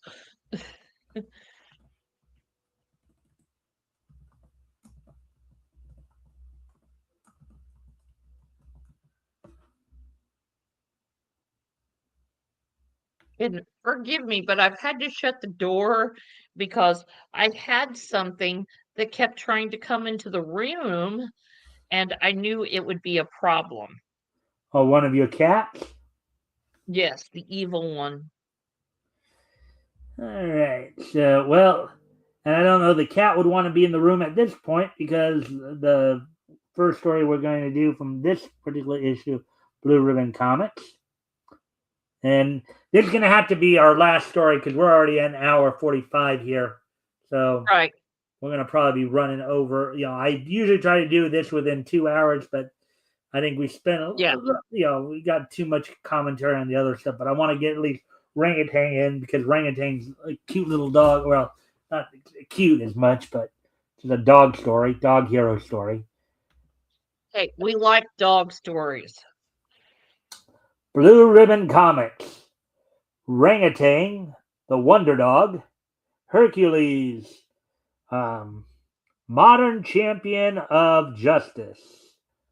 Action, mystery thrills, November, 10 cents. Extra war, Corporal Collins versus the Nazis. Okay. Remember, this was done. This was in the early 40s here, so you're going to hear more about the Yes. Nazis, of course. Yes. So we had Roy the Superboy in the previous story. Now we have Ricky the Amazing Boy. This kid's going to be hopped up on Adderall. You know it. Probably Richie, be really I'm hyper. sorry, not Ricky, Richie the Amazing Boy. So Any Orangutan, kid named Ricky is always hyper. You know this.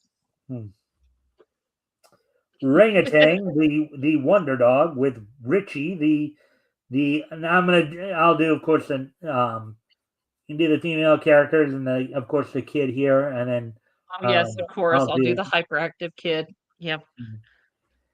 by Ed Small Jr. and Joe Blair. Due to his almost human brain, super keen eyes and ears, and highly developed sense of smell, Orangutan has earned a nationwide reputation as the Wonder Dog, in parentheses there. Now, Orangutan and young athletic Richie Waters go on to newer and greater adventures in Hollywood.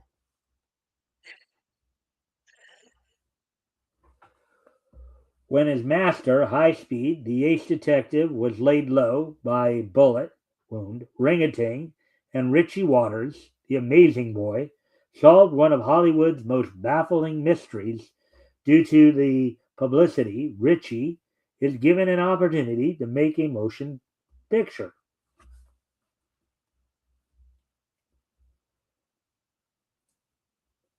In the Los Okay, yeah. Angeles. Well, no, Los, I'll do the so sorry. yeah, no problem. I'm just try to do it a little quicker. I'll do most of the voice. You can do Rich. You can, as I said, do the female voices and Richie, and I'll do Okay, everything sorry, else. I misunderstood. All right. In the Los Angeles hospital. So you're going on location to make a western, Richie? Yes, thanks to rain. But gee, Mr. Speed, I wish you were going too. I do too. Kit Karsten grew up in Gravestone, didn't he? That's right. And I'm taking the part of Kit Carson. Well, so long, Mr. Waingold. So long, Mr. Waingold is waiting outside. So my two star actors, are all ready, huh? We're all set, Mr. Waingold. Meanwhile, at Gravestone, gold! He's discovered the lost vein. If I don't get him quick, he'll have his whole tribe over here. Ye blasted redskin! This gold is going to belong to me, Ben Boyle. claim jumping. Then the camera crew arrives. All right, set up the cameras. Doug, run over to the abandoned mine and see what we need for that scene. I get rid of Injun, and now a movie company to come swooping in. If they use this mine for a scene, they'll discover the gold. I've got to scare them away from here. One more killing don't bother me none. Ugh! Now I'll mix with the extras till I get a chance to plan something else. Ringatang and Richie arrive. This will be a great picture, Richie, and making it at Gravestone is terrific. Gravestone, I wonder, Gravestone, could that be like another legendary? Could that maybe be their version of another legendary Western town? Yep, like Tombstone or something. That's what I was thinking. Yeah, exactly.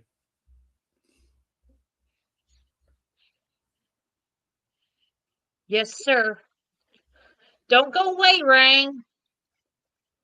There are dozens of stories about this place. What are some of them? Like Rang's getting ready to wander off there again, huh? See that? Far right. Yeah. In that panel.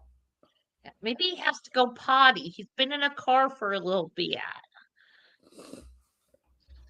Well, they say that someday Kit Carson will return, and that Silver Bull, the outlaw, who was killed by Kit in a gun battle, will come back, and he and Kit will shoot it out all over again. Of course, that's dumb. Well, still, is everything ready? As soon as Doug gets back from that mine. Listen, I hear ring-a-tang. Something's wrong. The Wonder Dog has discovered Doug's body. He's been stabbed. Yeah, but you've got a line. You've got a line on this side, on the left side there. Oh, I'm coming, Ring. I didn't see that. Yeah, that's right. Yeah, even in the middle of the desert, everything happened. Everything even in the middle of the desert, everything happened to me. A murder. Someone go for the police. But we can't hold up our shooting schedule. This is costing me thousands of dollars every hour. We won't hold up, Mr. Wingold. We start right now. Richie, get your makeup and westerns on. All right, sir. If I can delay this picture long enough, they'll have to give up and clear out of here. Come on, Ring. Richie is made to look like Kit Carson as a boy.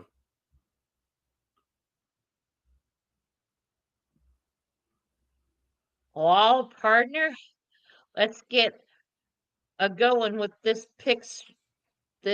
your picture. You're colossal in that get up, Richie. This picture will restore you to stardom. Let's get started, Sil, before something else happens. Places, everyone. We'll shoot the roundup sequence. Get those steers ready.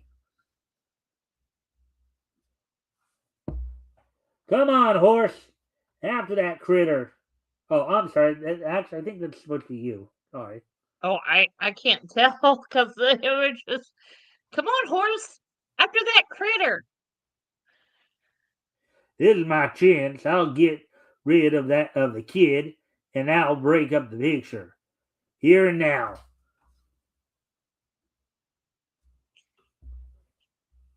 Yippee! Get along, little doggy. If If I I drop I'm sorry. Okay, I guess that oh wait. no, that's Oh no, you. that is me, okay. If I drop that steer, it'll look like an accident.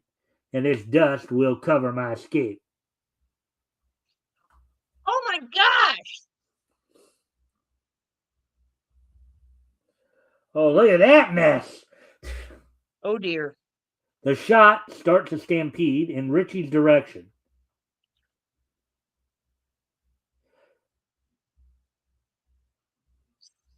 Stop those Stop. steers, somebody. Yeah, because I can't tell.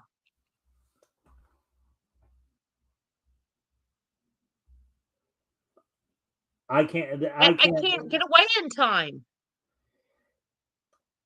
He'll be killed. Then Rangatang leaps into action.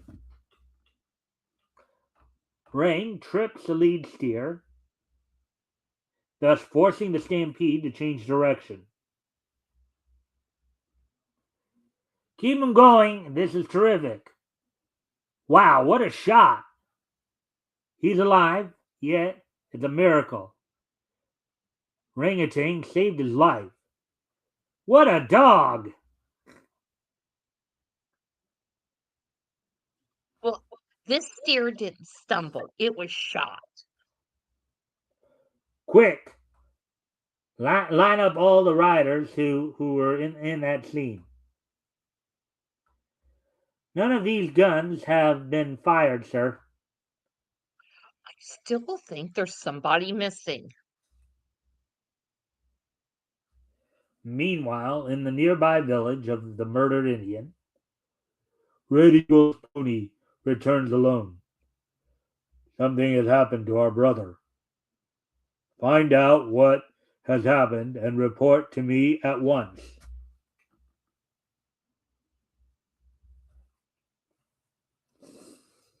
The Indians find Red Eagle. He's dead. It is the work of a white man. No Indian would leave such evidence. This will mean war! And report to the chief. White man's law would not avenge Red Eagle. We shall take the matter in our own hands.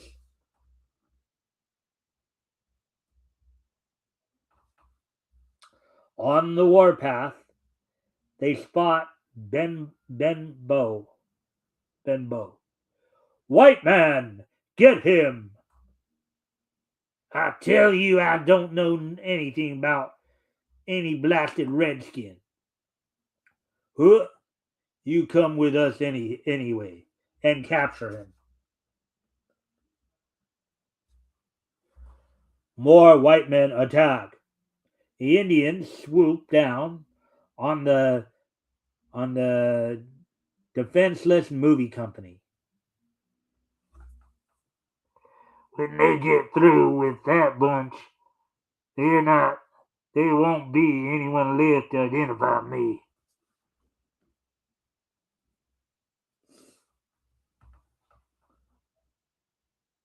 What monkey shines is this? Tell them to stop fooling. It ain't time for their scene yet. They're not fooling. Those are real Indians. The war party suddenly comes to a halt. Richie, they're after you. I'll protect you with our lives. I don't think you'll have to, Mr. Van Gold.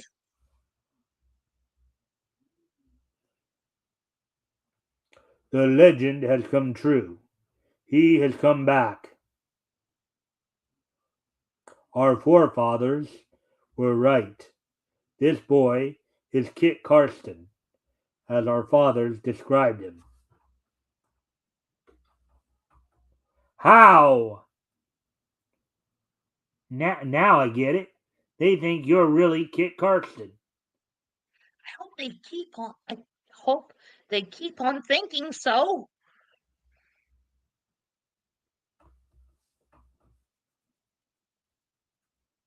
Hey, Rang, what's wrong? Hey, that's the guy. That's the guy we messed up. We missed. I remember him now.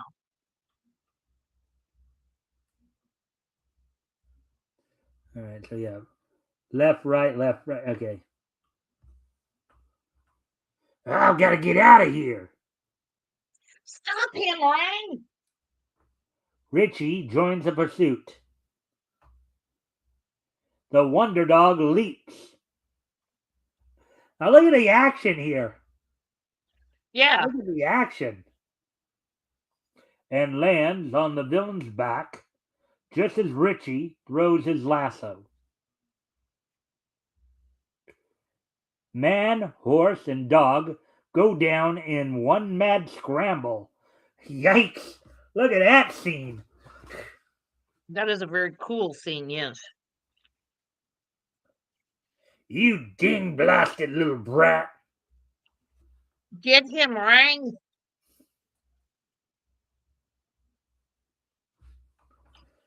And Rang pounces on him there. Call off this dog. I give up. Okay, Rang. Don't try to make a break for it either. This is one gun that has real bullets, as you know. At this point, state police arrive.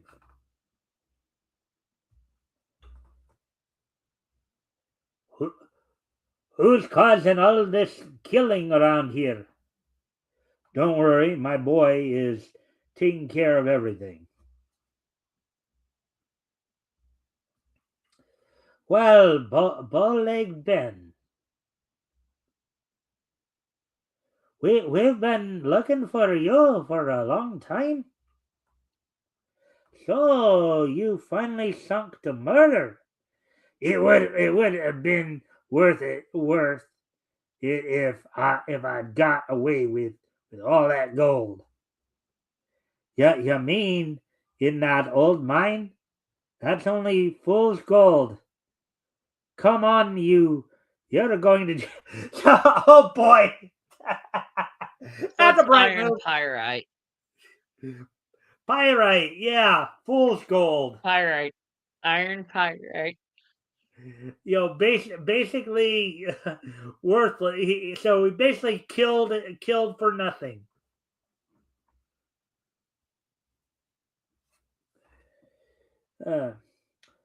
Without you and Ring, I don't know what I'd do. Now we can get along with the picture. You friend of boy, you come too. What? I ain't going. I positively put my foot down. Maybe I was a little too hasty with this foot business. They kind of mount him on a horse, forcefully. Yee, they're going to scalp us. Don't worry, Mr. Wingold.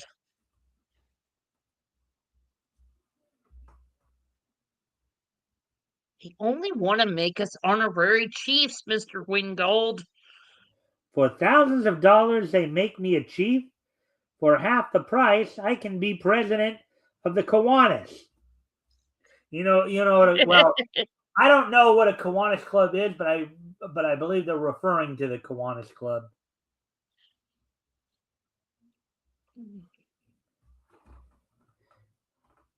Ugh, now you big chief. Nose like ski slide. There's a name for you. Nose like ski slide.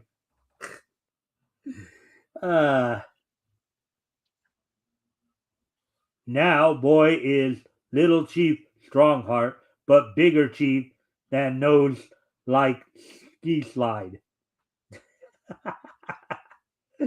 Oh boy. Okay, that's funny. I like that. Yeah. Ring-a-ting, the Wonder Dog, with Richie, the Amazing Boy, continue their exciting adventures in the next issue of Blue Ribbon Comics. All right, so we're done with the reading. As I said, we're already at an hour 40 something when here's Yeah. so I'm sorry, I'm having a hard time paying attention. Hmm. All right, Why? Because so I'm that's the last boring. story we're gonna do tonight. Cause we're already past 2 hours, so I still have to. Yeah. But anyways, Sabrina, overall impressions of that last story. Dog is cute. I want the dog. Yeah, Rangatang is a fun story to read. He seems to be. They seem to think he's a bit more of a wonder dog than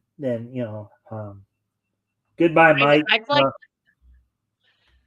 Bye, honestly out of Fitzgerald. Oh, go ahead. I'm sorry. I was responding to Fitzgerald right there. Go ahead. All right. sorry. What did he say? I'm sorry. He was just saying goodbye. Fitzgerald was. Oh, But anyways, overall impressions of Orangutan. I like the dog. I thought it was kind of me, right? A prejudiced against Indians, but Well, yeah, we have to remember too, and I don't know if you have a chance to watch some of the Golden Age cartoons. You happen yes, upon some of them.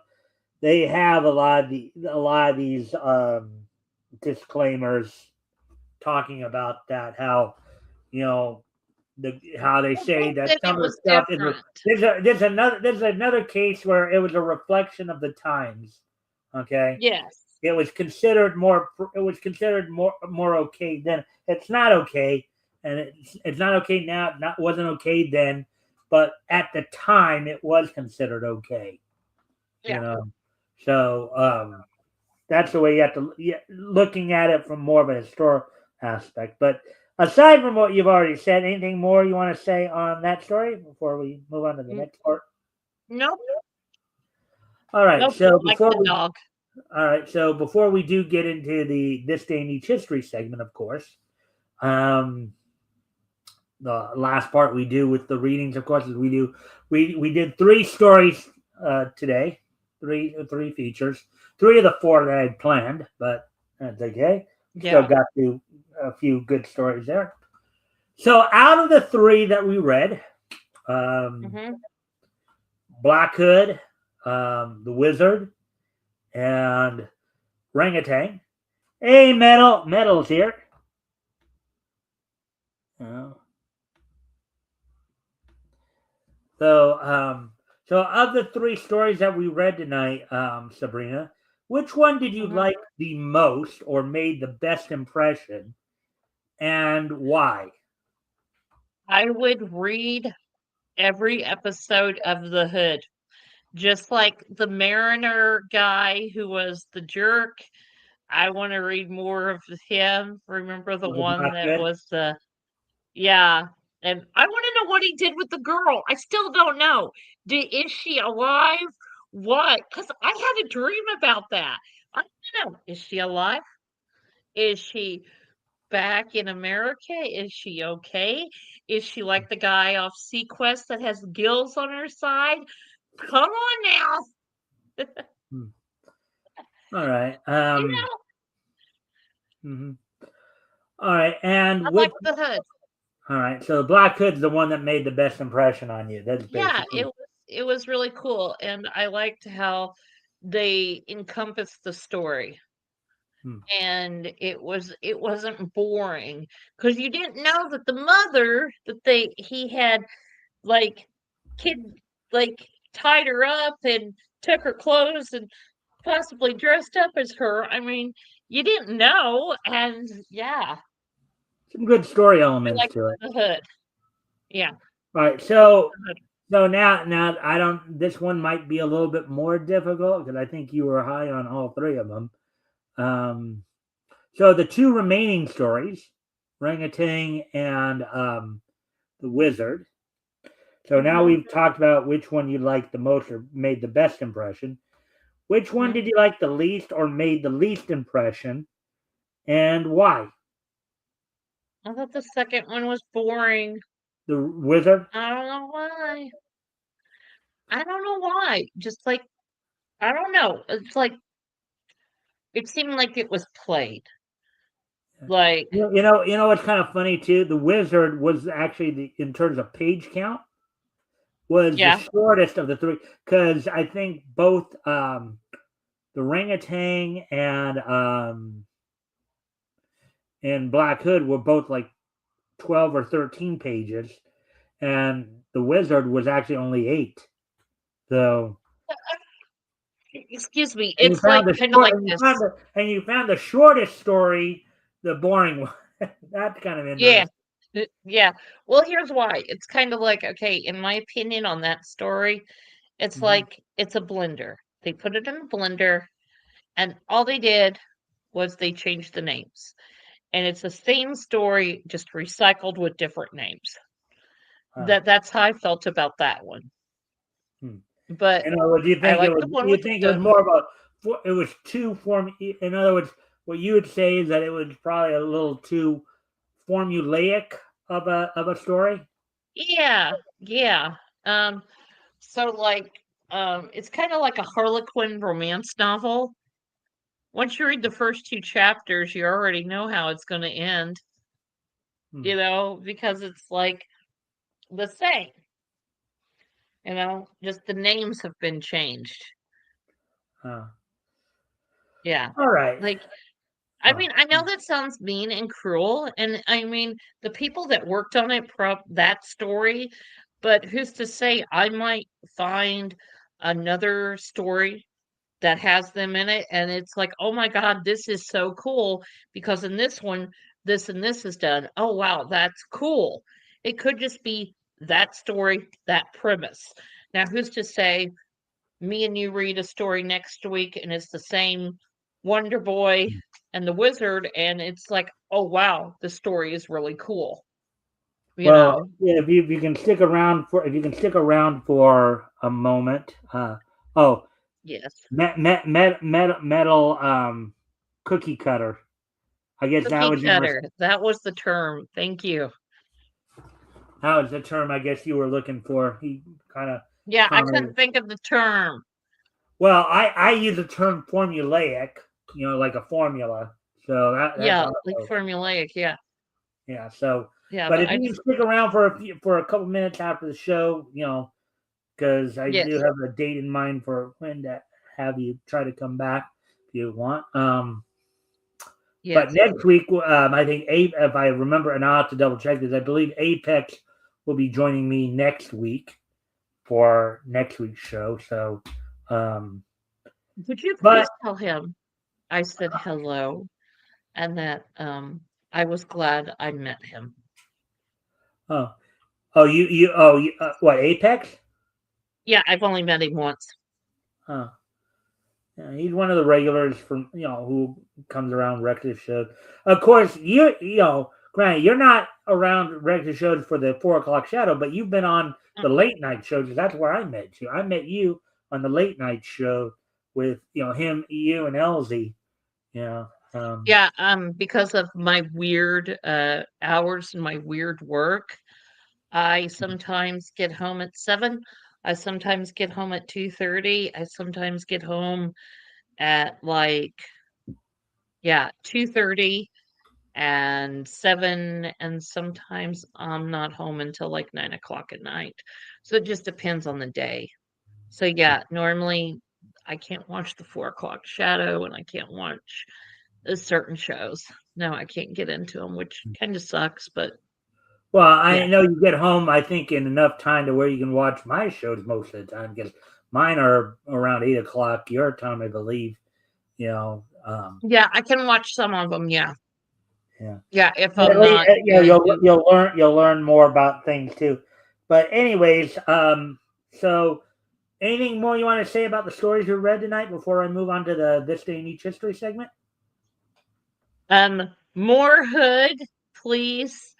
And last week's show about the guy that kidnapped the woman, the sea guy. Yeah, Submariner, Namor more the of him. Submariner. Yeah, more of him. Yeah, we'll probably be getting into some of those characters. So let me just Yeah, I like him. let's see. And I did enjoy the Hood. I enjoyed the Hood character. Yeah, I did a lot. All right. All right. So with that, then, so today is of course Sunday, February 22nd, 2026.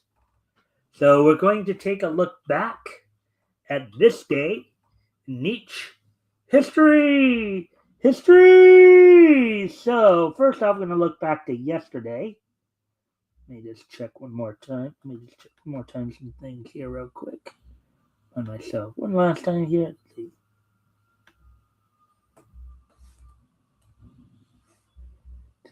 I'm sorry if you can hear that.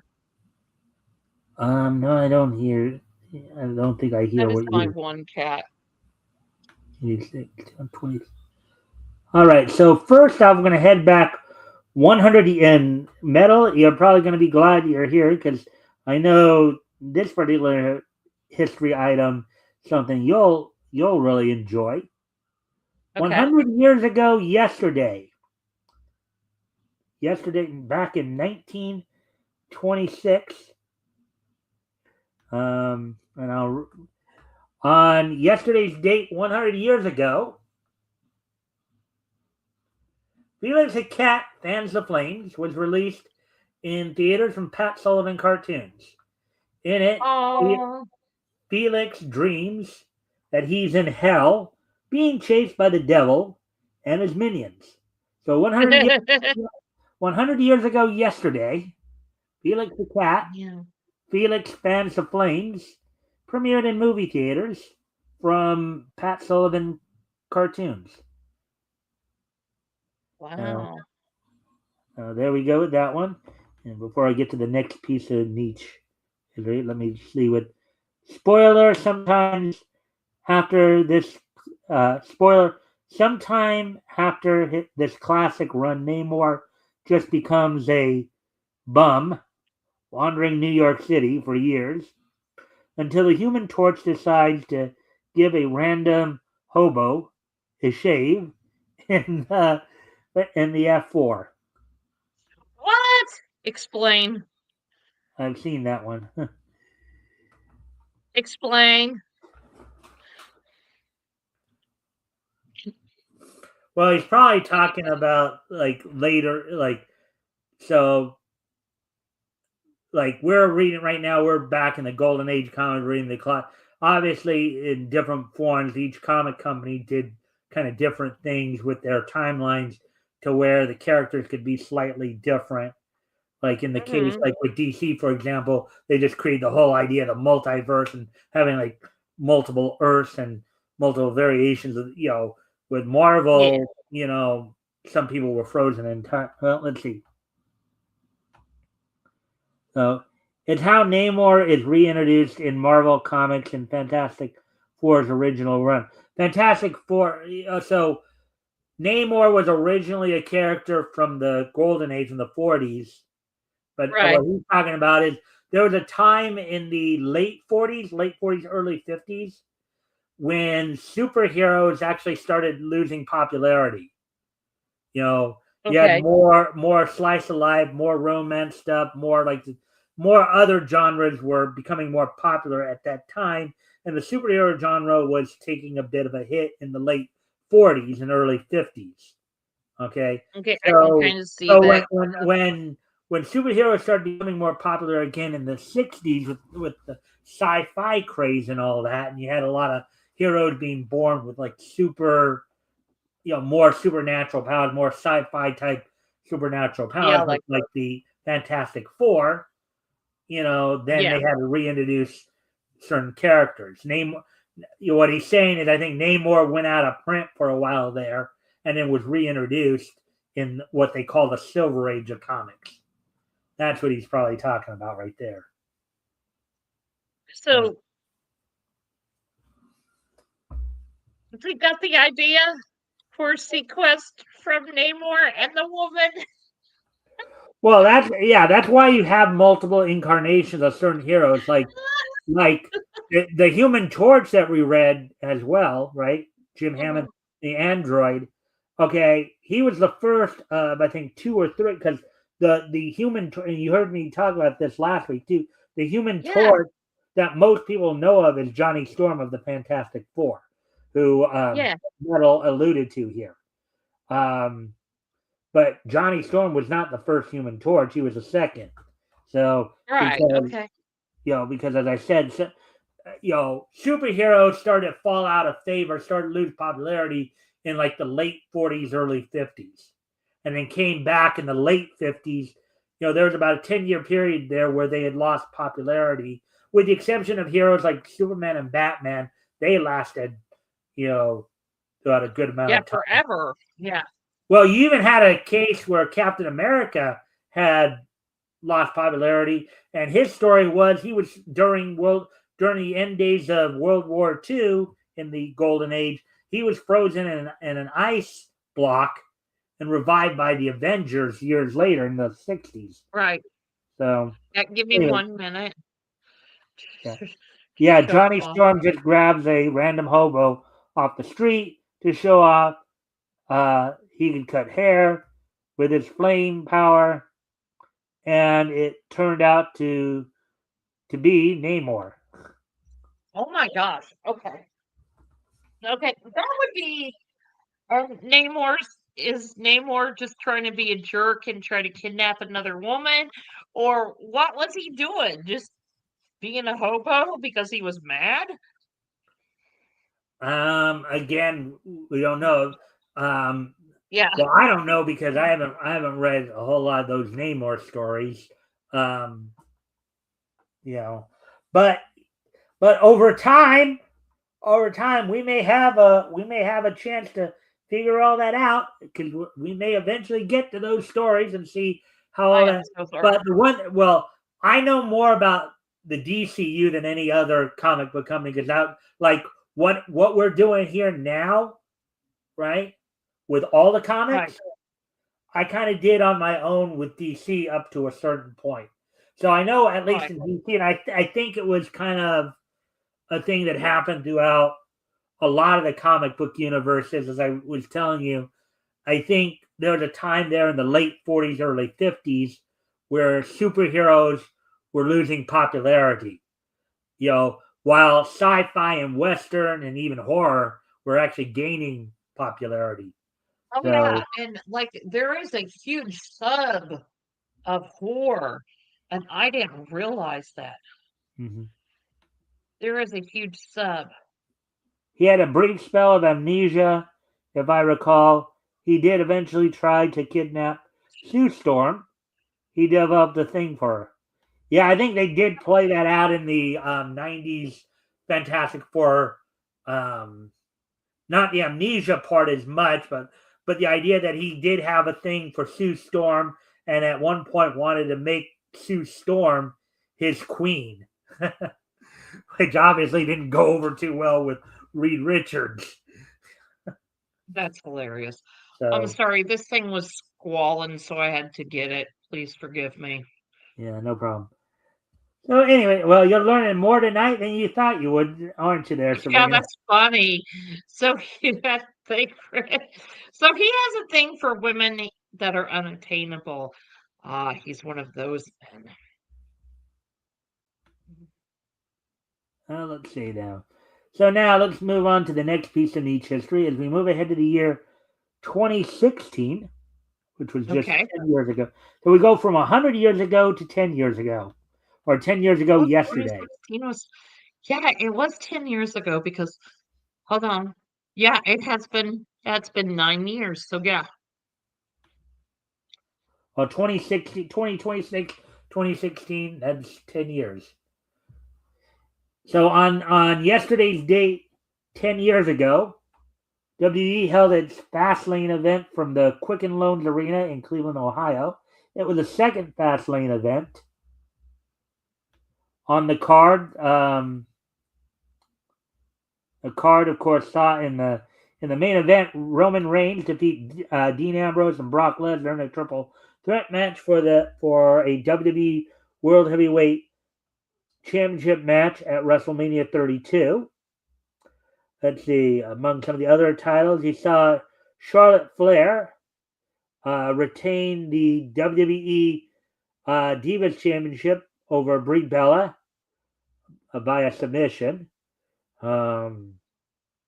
You saw a six-man tag match.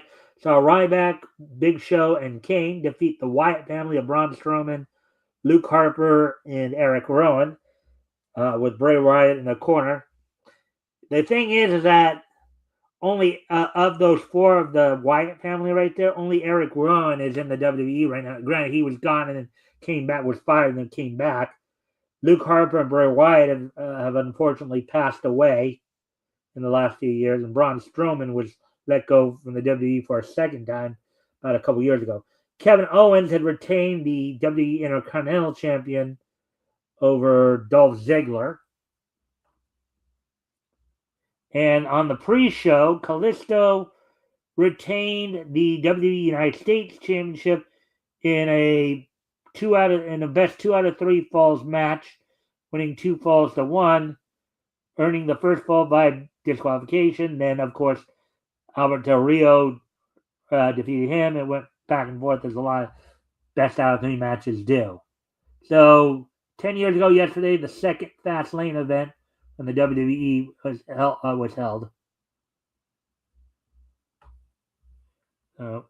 Anyways, now moving on to today's date here. So 40 years ago. So now 40 years ago today. 40 years ago today, back in 1986. Back in 1986, 40 years ago today.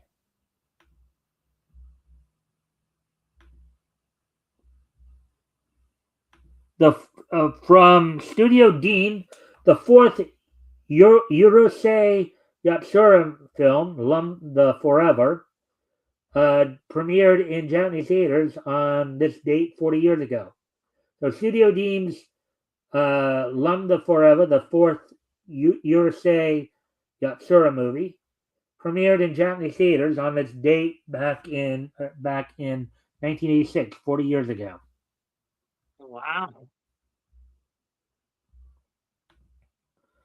And finally, on this date 20 years ago in 2006, on this date 20 years ago in 2006, the 650th issue of Batman. This is basically the 650th.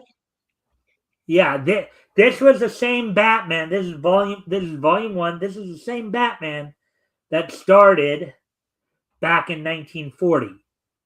In cover date May of 1940, release date in March of 1940.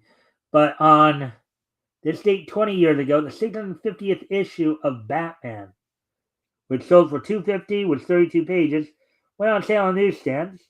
The title was "It Only Hurts When I Laugh," as written by Judd Winnick, penciled by Eric Battle, inked by Rodney Ramos, lettered by Patrick Brousseau, and colored by Alex Sinclair. So that's all we have for you guys tonight. I hope everybody enjoyed the show. And I think Metal has one more thing to say here. I keep seeing posts on my Twitter feed that the USA anniversary. Most of my feed is Rumiko Takahashi stuff. Yeah, Yorsa Yatsura. Rumiko Takahashi is the manga who created, of course, I believe Yorsa Yatsura is one of the stories. Also Meizan Ikoku and Yasha, among others. So That's what he's talking about there. So, with that being said, well, before we go, as we're about to wrap up here, um, Sabrina, did you want to promote anything? Share anything, share anything that you're doing? I think you know the shtick. Yeah. Vito says go on Rex's Momentum comic. Go on the YouTube channel. Find Rex Devil Flyer. Because as soon as Rex gets his comic produced, then Rex will marry us, well, me, and then she can get premium kitty food. Yeah, that's Oh, her. has Rex actually She doesn't proposed to like you? cheap cat food. She doesn't like cheap cat food. Wait. Yes? Did I just hear? Did Rex propose to you? No, he doesn't know yet. But Okay, the way you made it yeah. sounded like he proposed. I'm going, what? Wait No, no, no, a no, minute. no, no, no, no, no, no, no. It's a huge joke. Oh my God, no. No, no, no. It's a huge joke. No. Rex has never proposed to me. I don't think he ever would. No, no, it's a huge joke. I was just saying that. No, no, no, no, no, no. I But, think I think but, if he but found out that you announced that on my show, he'd probably have a heart attack. Oh boy. please, no, no. But my cat doesn't like the cheap cat. Oh boy. Oh boy. She likes Anyways. her expensive snacks. So the quicker we can all help Rex, the more he can realize. So remember, Rex. All right. So sorry, I Yeah, have to say before we wrap up here, I guess there's one more comment that just came in there.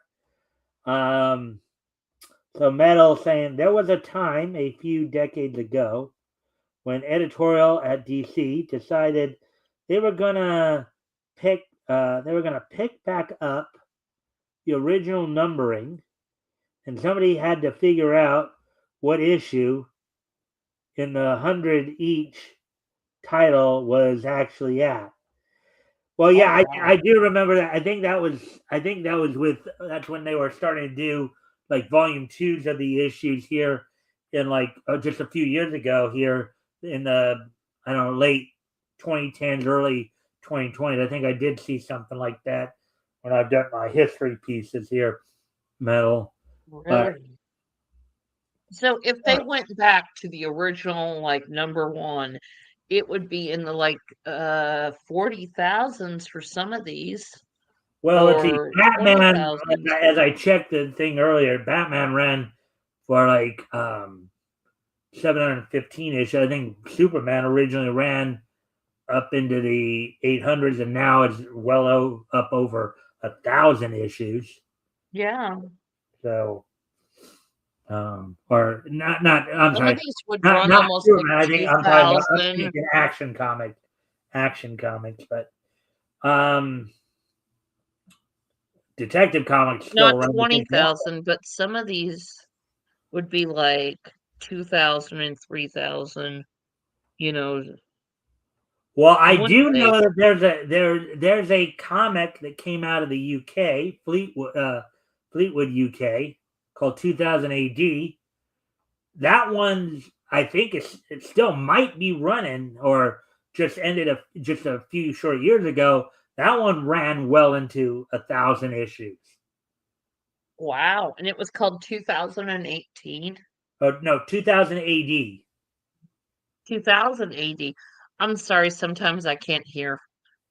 That's all right. I've had that problem too. Well, Yeah, I need to get my hearing checked. Action Comics and Detective Comics Excuse me. did both recently have their 1,000th issue, not not but a few years back. Oh, wow. All right. Yeah, I knew I'd seen something on that front, but anyways, Yeah, but that's a lot of issues. I mean, and I said 20,000 and I meant like 2,000 and I didn't mean to reiterate myself. But I mean, if you look back at some of these, it's like, wow, they've been around a long time. yeah, some of them have, well, Detective Comics was one of the first ones there. Detective Comics actually predates Action Comics. Initially, before the debut of Batman in issue 27, it was predominantly a crime noir comic. It was And wasn't it also most of the characters in there were detectives. Okay, right, but wasn't it also like Slam Bradley, even after Batman's debut, continued as the backup feature in that for a number of years. right, and wasn't it also like a bunch of like little short stories in magazines too? Not just comics, That the was detective. okay. That was way. That was back at the beginning of the modern Okay, of the comic book era. That's back in like 1933, 35.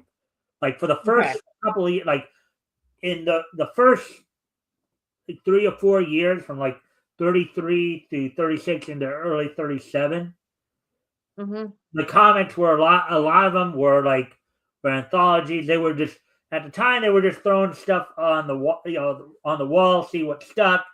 A lot of the stories were written as 1 to 2 page serials, as opposed to you know like the comics from like 1933, 34, 35. uh-huh, Most of the comics were something like 80 pages with something like 32 stories that were like 1 to 2 pages each.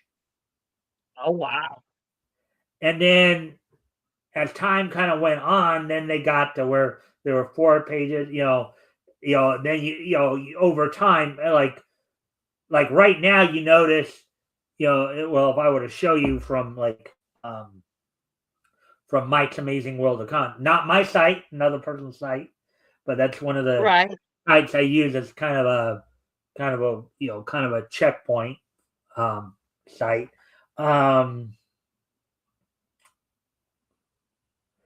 you know, they started out where you'd have like 30 something stories that were 1 to 2 pages each. Then they went down to being something like 12 to 14 stories with about an average page count of about 4 to 6 pages. Then they got down to where they had 6 to 8 stories with about an average page count of about like 7 to 8. And when you got to this point, when you got to the point where it was like 6 to 8 stories, that's when you started seeing like Detective Comics and Superman, and that's when they started experimenting with Action Comics rather, and that's when you started seeing them like experiment with like superheroes. oh, Um, okay, and which made it cool, and it made it a lot of like, oh, wow, I can't wait to, read this one, and I can't wait to read that one, yeah, yeah, well, even Batman and Robin would be different titles. Nowadays they would. For a while, you know, and here's another thing too. Back in the golden age, and you probably noticed this as we've been reading them too, Sabrina. Back in the golden age, a lot of these superheroes were parts of anthology titles in which you had a mix of stories. You'd have some superhero stories in it. You had some crime noir stories, some detective stories, some sci-fi, even some romance and humor stuff too. Slice life. You had a little bit of everything in a lot of these books for a long time. Nowadays, now most comics are what I tend to call them feature style comics because they only feature one character. as opposed to the older anthology style that had Which like had, yeah. different characters and different genres represented. See, You'd I have think the older style comics are really cool because, like you said, you had an action adventure, you had like a detective, you would have your action adventure or a detective, which obviously is action and adventure, and then you'd have like a romance, and then you'd have like your sci-fi, and I'm Mhm, like, that's cool because it gives an option so that you're not bored, mhm, you know? mhm. Yeah. Yeah, So, yeah, because anyways, we're already at 2 hours and 40 minutes. oh my gosh, we are, yeah. Yeah, but let's see. Oh, but that's okay because we're having a good conversation here, and you know, Yeah. one day my anthology magazine will be finished and come out. Well, you are a moderator, Mel. So even when you're just watching, you always have the freedom if you want to be able to, like, if you want to share your link and share the link and all that, feel free to do so. You're a moderator, so you should be able to do that. Um, I know I probably don't say that, and I usually say it more when you're co-hosting with me, but as a moderator, you know full well you can do that. Um, yeah. So anyway, well, I remember last week you were gushing over me, just the fact that you like talking to me because you like how I get into all this stuff like this. Oh, that's pretty cool. Yeah. But yeah, well, that's the thing. You look outside your window, you see all the garbage that's going on right now in the world, right? And sometimes we do need to be just reminded of innocence. That's why I like a lot, not just older comics like this, but older cartoons too. Two of my all-time favorite cartoon characters are Casper the Friendly Ghost and Yogi Bear, Okay. because in those particular cartoons there is, especially in Casper, there's just a very genuine innocence in those cartoons. It's about a little ghost who's just going out, just his whole goal in life is to make as many friends as he can. And you see his foibles, and like he goes and he's just being friendly. He's just being a friendly little ghost.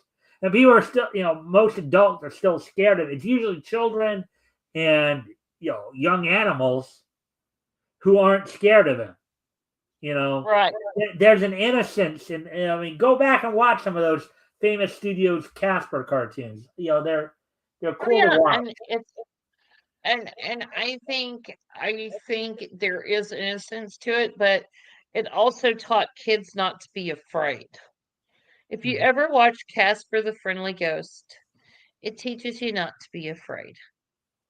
Well, You and the know? kid usually it was the real young kids. It was like the 5, 6, 7 year olds who were never afraid. Like the older kids, the ones who might have been like 10, 11, 12, and the adults, 10 and older, I'd say, Yeah. they were always afraid of him. They'd always be, but in fact, it's kind of funny. I've been watching a lot of the golden age cartoons in order recently, you know, through various sites and stuff like that, and just I'm actually into early 1946 now, but I just recently the other day went back and saw the first Casper cartoon, and his design back then was quite a bit different from November of Right. 1945. When he was first featured on Novel Tunes before he got his own series. See, the one cartoon that I can't watch is Woody the Woodpecker because of the voice. That I can't handle it. And Well, I which think it's the version? tone Which and the okay, sound. okay. There were. Oh, wait. Are you just talking about just the voice in general, or is there like a specific voice? Because there have The been a number. specific voice of Woody the Woodpecker, it's the tones and the sounds. The character, Because the there tones there and were the actually sounds. there have been like in the gold and up through, before 1950, there were like two or three voice actors who did Woody. Like the person that ultimately became the more permanent voice of Woody from 1950 on, 1950 until till she passed away, I believe, in 1994. It was Grace Stafford. It was actually a woman who was doing from the Woody cartoons that started like from about 1950 moving forward. Prior to Yeah, that, it's okay, just something about it. It rubbed me the wrong way. And like my friends are like, "Oh, this is so cute." I'm like, "I can't handle it." Like I can't handle it. It was something about it. well, he did I that. He did actually. Grace did that more than any because Woody originally debuted in an Andy Panda in the Andy Panda cartoon Knock Knock, and I believe it was towards the end of 1940 where he came in as a supporting character. He okay. received such a positive reaction that they gave him his own series. Yeah, And which is cute. for his first three appearance, I believe, for that appearance in the Andy Hennicard, and his uh, first three appearances in his own series, he was actually voiced by Mel Blanc, the same guy, of course, who became the stalwart voice for Looney Tunes, particularly Bugs Bunny. Um, and then, but once Mel got signed to an exclusive contract with Warner Brothers, then he was eventually. Then Kent Rogers had taken over Woody for a couple of years there until he tragically died in a naval training accident. He was going to be a Navy pilot during World War II, but passed Really? passed away during a training accident. And then Ben Hardaway took over Woody's voice for the remainder of the 40s from just after Kent Rogers passed away up until Walter Lantz Productions took a year off, and eventually Grace Stafford became Woody's voice. You all right there? Are you crying? Or what? No, my eyes. It's my eyes. What's that say? Yeah. So, and then Yogi Bear is another one of my favorites, of course. Again, just kind of a sweet, innocent type cartoon. In fact, MeTV Tunes had a full on marathon of Yogi today to celebrate the 65th year of the debut of the Yogi Bear show, which was spun off from Really? Huckleberry Hound. Yeah. So January 3rd, I looked it up earlier today. January 30th, 1961 was the day that Yogi Bear debuted. The Yogi Bear show debuted. Yogi made his Right. debuted on the Huckleberry Hound show in 1958. He was originally part of the Huckleberry Hound show, but then got so popular that that he actually got his own show. And of course, Yeah, and like I like a lot of the older cartoons. They're funny. Like Coyote and the Roadrunner. what was that? Coyote and the Roadrunner. Just Yeah. like it's like, you're not gonna catch up to the Roadrunner that way. Why don't when you put the food down, why don't you drug it? And like this is the kind of stuff my dad would say as I was watching. And I'm like, Dad, you can't drug a bird. And he goes, No, you put sleeping pills in Well, the food and then they go to well, sleep. because you have to remember these cartoons. By the time they did get around to Coyote and Roadrunner, they were making cartoons more specifically for kids. Okay, Yeah. like back in the golden age, as we talked about earlier, as I mentioned earlier, right? The golden age of animation and comics, there, the 30s Hmm. and 40s, comics and cartoons, it was a little bit more ambiguous. They weren't necessarily specifically for adults. They weren't necessarily specifically for kids. No, they were They're a for little bit of everybody. both. You know. Yeah, like yeah, they were for everybody, which was awesome and cool and great. And but I don't think. But as I said, but as they got into the '60s, and even though they were still doing like the theatrical short type cartoons. They were also doing TV cartoons, and it was in the. I believe I don't remember the exact date, but I think Wile E. Coyote and Roadrunner were made their debut sometime at the earliest late '50s, but sometime in the '60s, I would think. So by that time, they were making cartoons more specifically for the kids. So of course, you couldn't have, for one, you couldn't show a character getting killed on a show that was devoted to kids because that would scar them for life. But also, you know, if Wile E. Coyote, if think about the premise of the whole thing, the premise of the whole Wile E. speaking, Coyote Roadrunner cartoons, right? It was always right, about the Wile trying to catch the Roadrunner. He never caught him because if he ever did successfully catch him and eat him, that'd be it. That'd be the yeah. end of the cartoon. And speaking of traumatizing children with cartoons, I'm going to say two words, and one is a compound word. Watership Down. That is a cartoon, and it traumatizes children. Watership Down. Is that a short? No, it's not a song. It's a cartoon. No, I said, It's a is it a movie. short? A short. What when I say a short, is it like the theatrical shorts? No, it's a movie. It's a cartoon movie. It was out in the theater. I think it came out Yeah, I'll look it up real quick. 1978, Oh, maybe. 1972. Well, actually, no. Okay. Oh, wait. The film. Okay, you're the British animated film. So you're based on the 1972 adventure novel. What? Yeah, Watership Down. Okay, so Watership Down is a 1978 British animated adventure drama film written, produced, and directed by Martin Rosen and based on the 1972 novel by Richard Adams.